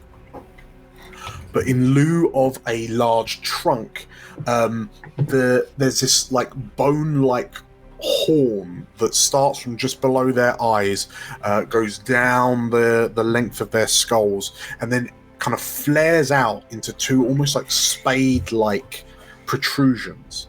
It looks like the horn looks like a giant scoop, like a giant shovel of sorts. Oh, if only we would have ridden those in. We could have ridden those in. If only we would have ridden those in. Yeah. Perfect. Yeah. Plowing snow. Funny that. But yes. Abe, is there a name that you give to these creatures? Not bastards. You can use the one that I tentatively coined if you would like. You'd like the dealer's choice. Got no. Trying to put together the word shovel and mammoth. I mean, the name I came up with is Shovel Tusk, but Shovel Tusk. Okay, Shovel Tusks. Okay. Yeah, let's go with Shovel Tusks. Abe, I can only imagine there's a true moment of like, oh, Mr. Frodo, Shovel Tusks. Shovel Tusks. Yeah, as you see this herd of shovel tusks heading towards you, I think it would be somewhere between Griffin, between the others of you, who might know what the actual name for these creatures are, or who might have researched it, like learned about these creatures. Feels like a Guardi. It feels like a Guardi. Yeah. So Guardi, you're able to acknowledge that these creatures are called mammothorns. No, they're called shovel tusks. And yeah, this herd of mammothorns, or shovel tusks as Abe seems to be referring to them as, sort of like slowly kind of trundling towards you. They don't have trunks like a mammoth would. In fact, they just have like a mouth behind their nose horn. But yeah, every so often you just hear them kind of release these kind of key, like, almost like a whale song like sound. As and Just like a whale the going ground, past an ambulance. and like the ground kind of shaking, like you can see the sides of the sides of the river, like the banks of the river, kind of shaking slightly at the impact of all of these large mammothorns like trundling towards you. And yeah, so we find the 6 of you. I haven't got tokens for the snadgers, unfortunately, but I'll just put you in pairs, and then we'll just... What's the point if we haven't got snadger tokens? What is the point? Yeah. But yes, we've got... I could give you earth elementals. That's roughly the same, right? Although I think these might just sit on top of... Yeah, they sit on top of you. We'll use the power of imagination. Yes, you see this like herd of mammothorns slowly kind of ambling towards you. And then, with the expenditure of a fear, you hear in the distance, reverberating off the sides of this riverbank, a snickering, a snarling, and then a telltale howl. And who's got the highest instinct? I think it's Gardy, right? I've got +4. Okay. Yeah, I'll be Gardy. Gardy, in which case you sort of like you stand up in your stirrups to get a bit of a better vantage point to see what's happening. And on the banks of the river on either side, like behind the mammothorns, you see what appears to be a pack of lupine-like creatures. And as they, like, you see one of them, its head back, eyes closed, as it howls into the cold, wintry air, and then almost as if it's a war horn. The creatures then break into a run, like break into a gallop almost, and they begin running down into the valley. And the mammothorns seem relatively like oblivious to this, until you see at least 12 of these 6-legged wolf-like creatures descend on the trailing mammothorns at the back. And there are kind of panicked sounds from the mammothorn as these wolf-like creatures descend on it and begin biting into its ankles. And you watch as they're larger than wolves. They're small horse-sized, but you watch as the 12 of them work together in tandem to bring down one of the mammothorns. And as the sound of the mammothorn crashing to the ice rings out, the other mammothorns sort of like their heads twist to try and get a look behind them as best they can, and in a panic, realizing they are surrounded, they are being flanked by predators, they begin to run towards you. And as these mammothorns begin their stampede in your direction, who is taking the spotlight first? I will put us into a pseudo initiative. This is our first combat using new Foundryborn. In the encounter tracker, so the little cross swords in Foundry, there is now a hands up button, so you can actively tell me that you would like the spotlight as an aside. Yes, who is taking the spotlight first? Where? Where the little chat box is. So where you got chat, and then combat encounters and actors. sort of like top right-hand corner.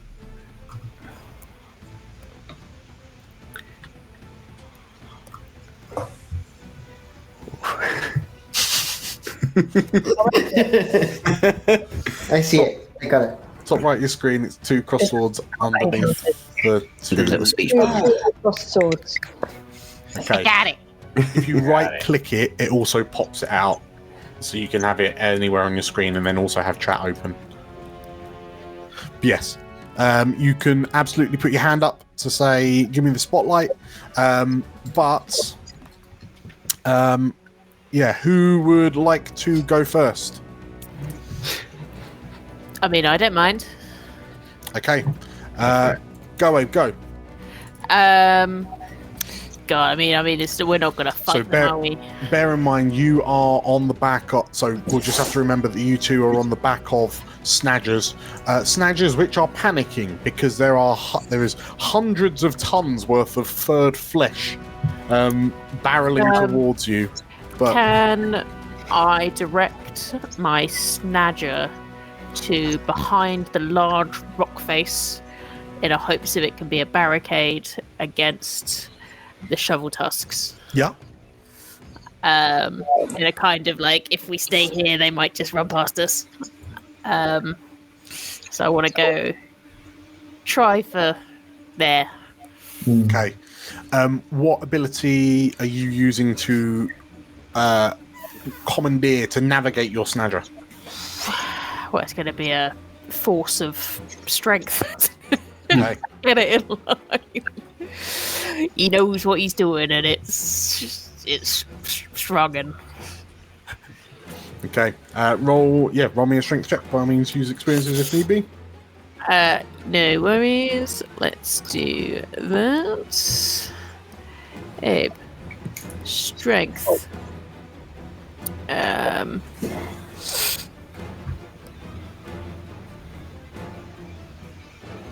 Oh, I it's a think that was a crit. Nice. That's a crit. Okay, yeah, And move faster today. So, Cooper, you are kind of, but like Abe pulls hard on the reins, and the snadger, like perhaps this is Abe's, snadger piloting expertise, but he's able to maneuver the two of you behind this large rock,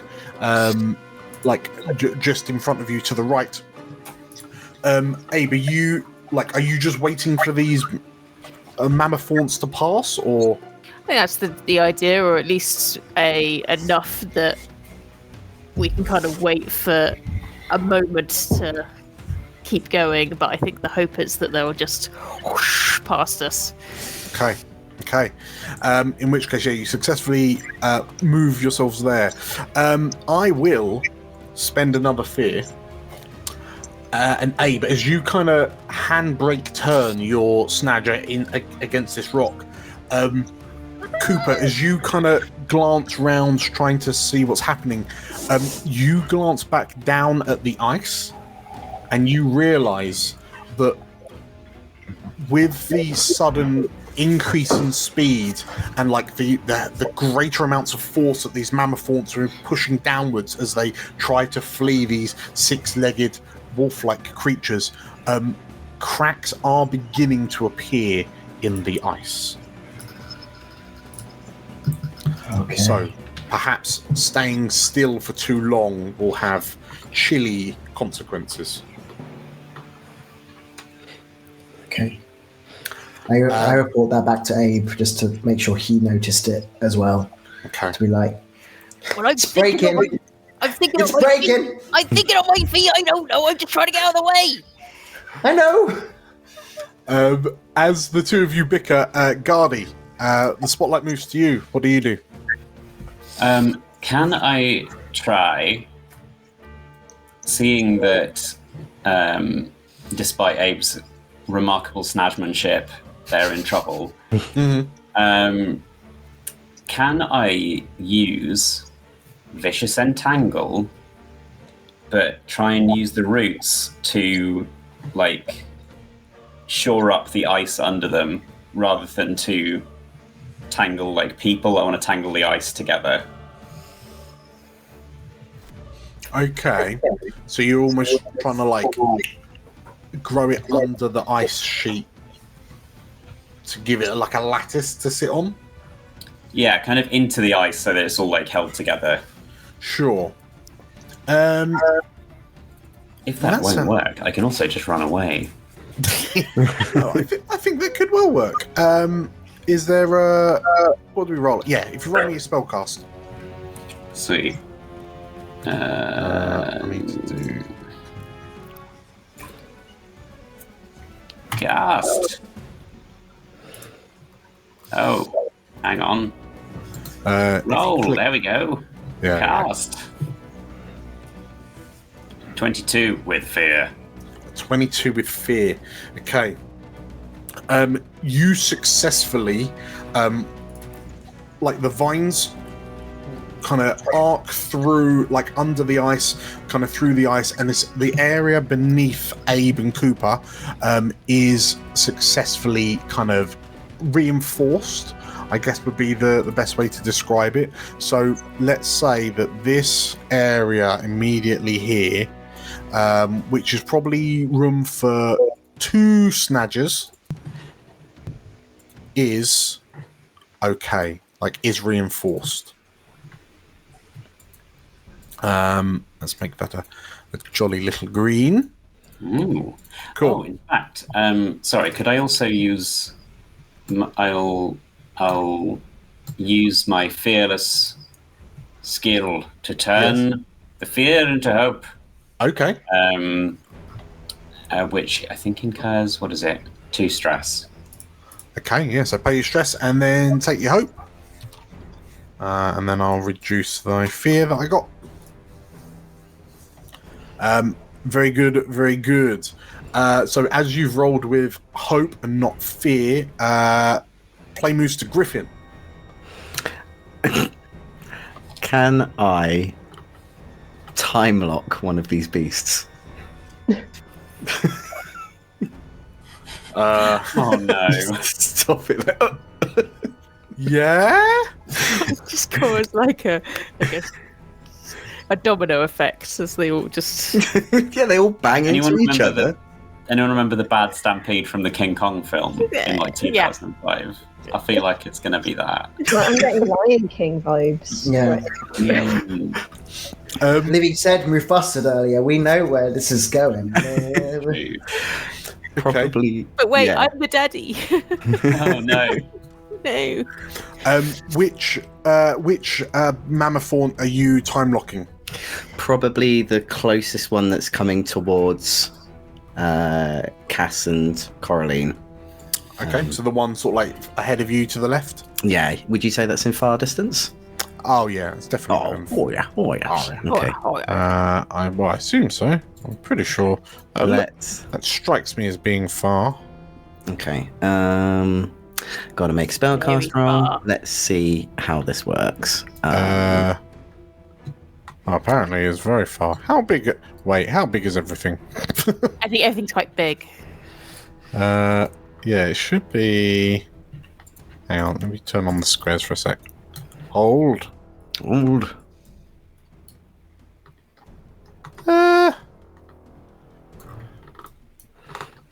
Yeah, no, you're at far range. I just think my my distances are a bit jank. Right. Okay. Yeah, you're certainly within. If anything, you're probably close. Okay. Yes, I'm gonna do. It needs to be within far range, so Yeah. I'm gonna do a time lock. Let's see how that works. I've got to do a spellcasting roll, apparently.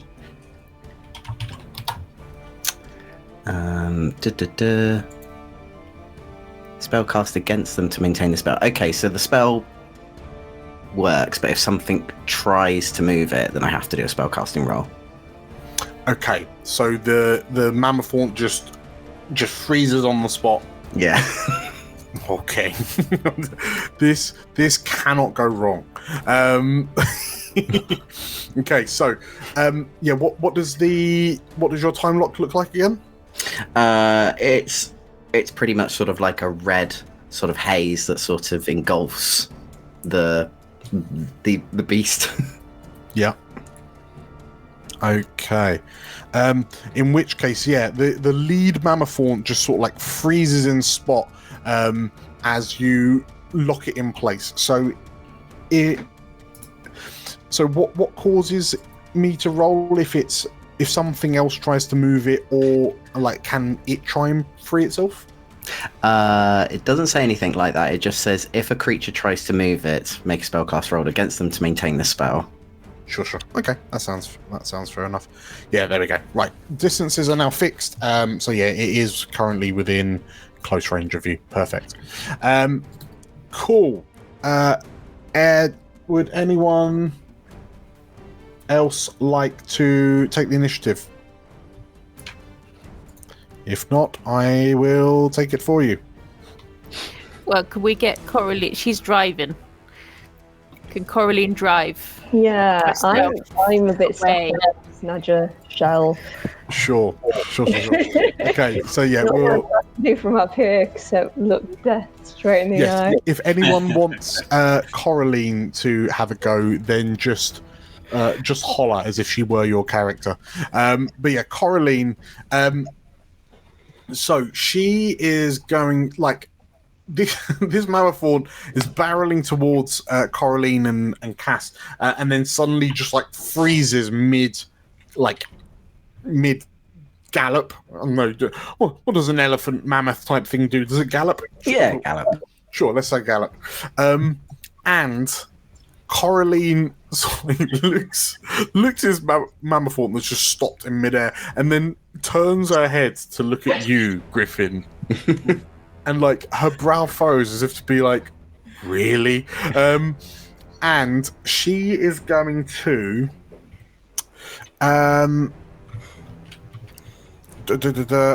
she's going to move the two of you off to the side. So she needs to do a little checky check. So let's do I don't know if she can arguably use battle tactica for this. Yeah. Okay, she's gonna go ahead and make her roll.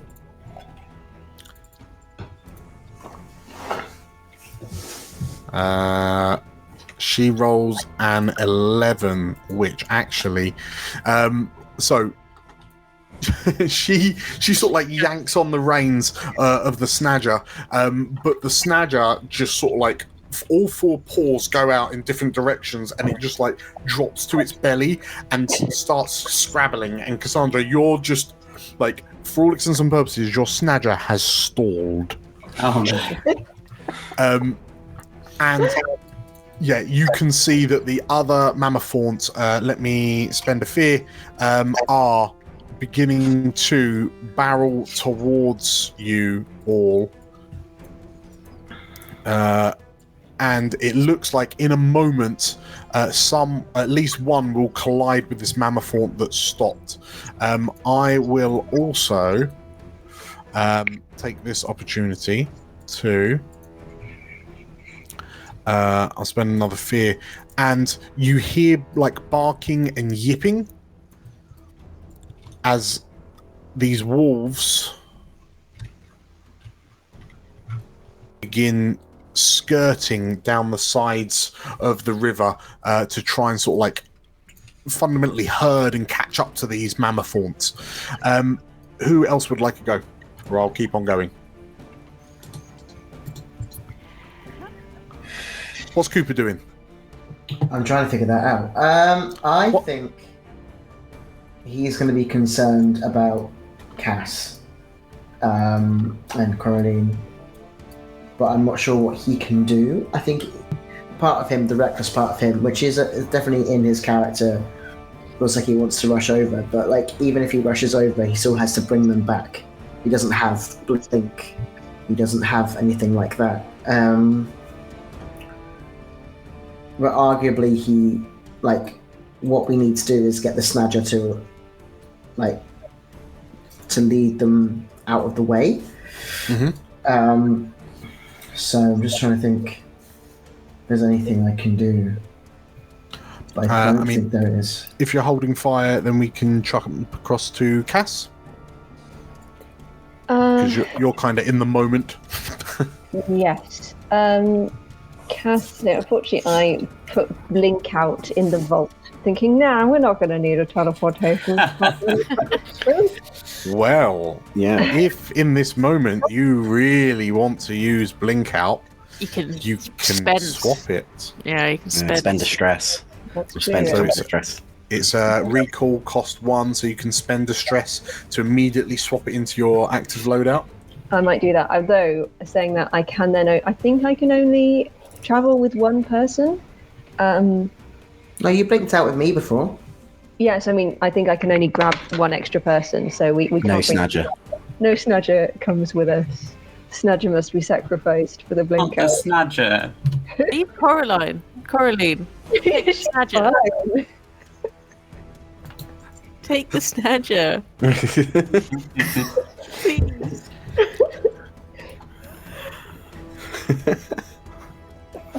What's the thought? Cass will. I will spend the stress to get blink. Okay. So if we send that to your loadout, which card are you getting rid of? I shall get rid of. Let me see what's in my loadout at the moment. I did check recently, but then I forgot. She shall put Midnight Spirit. Okay. Cool. So if you move that down, there's a little down arrow on your loadout page. Yes, that's it. And then blink out. Cool. That goes up. And we'll tick up your stress by 1. I'll do that for you. So you're on 1 stress as you trade in Blink Out. Mm-hmm. Then I think I just roll it. Nice. Okay.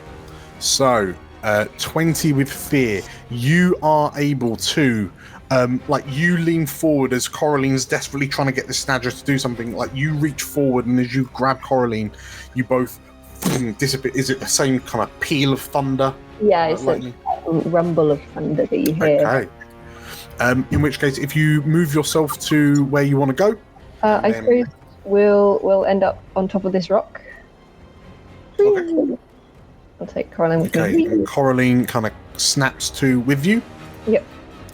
And as you teleport up there, with a fear, I will activate the Mammothaunt again, and arguably not a moment too soon, one Mammothaunt collides with the time-locked one. So how is this working, Nate? I've got to roll a spellcaster roll to see if it spellclass +3.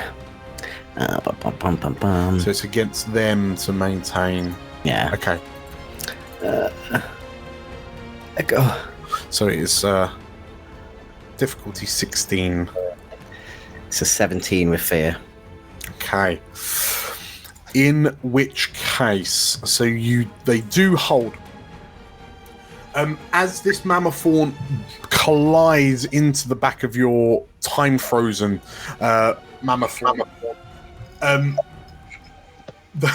the one that's done the colliding, fundamentally, like its tusk, its shovel tusk kind of goes down, and then it almost flips over its front and like lands with a huge crash. Your Mammothaunt is still where it is, but the other kind of lands with a huge crash on the ice sheet.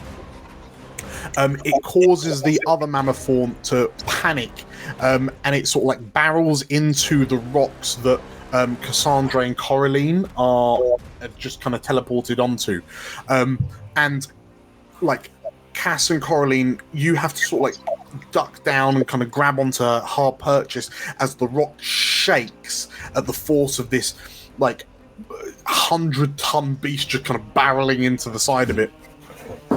The combination of the somersaulting Mammothaunt and the rock being shunted in the ice, you all feel yourselves kind of rise up for a moment as the ice you're on lifts out of the water slightly, and then you hear the sounds of like of huge cracks as they rip through the ice sheet, and as the floor underneath you begins to crack and kind of move, as more and more of these mammothorns charge towards you, hounded by these six-legged wolf-like creatures.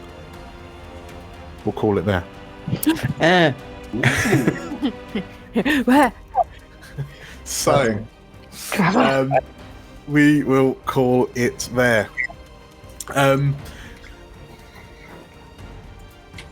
It's a bit of a cliffhanger, isn't it? So, congratulations, everyone, on completing episode 11.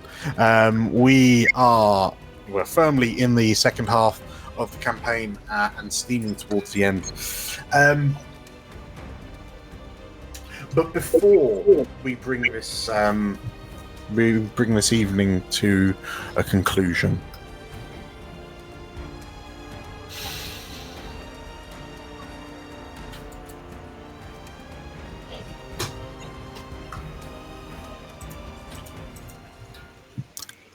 elsewhere.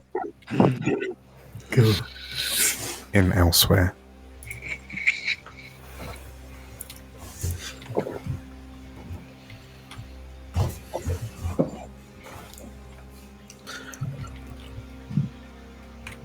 A dull blue glow illuminates a bedroom in the sleeping quarters above the bountiful parley.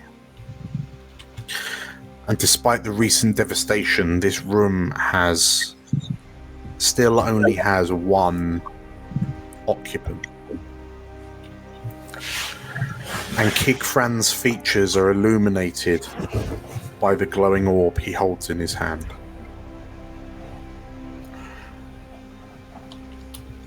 This seems highly brash, Lord Sorrowwind, he says into the glowing orb.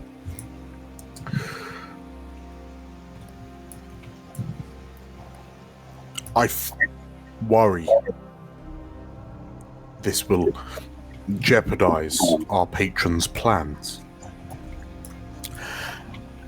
And a terse response rings through the room.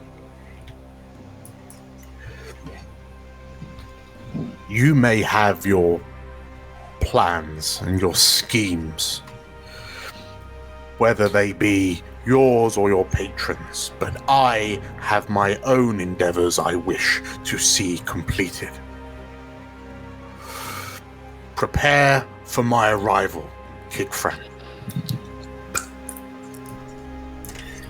This development means one thing. I will bring the might of House Stonedrath to bear, and I will not be stopped. And as the orb putters out and the room descends into darkness, Lord Sorrowwind strides out of the study he was in, taking a moment to glance at the shrouded figure sat in a wheelchair, attended to by servants. And with this ever so slight sneer, he turns away and peers out of the window to the city below. Far, far below. And at the sound of Lord Sorrowwind's barked orders, the thrum of propeller gets louder as the airship begins to rise above the clouds and begin its journey towards the Titan Isles.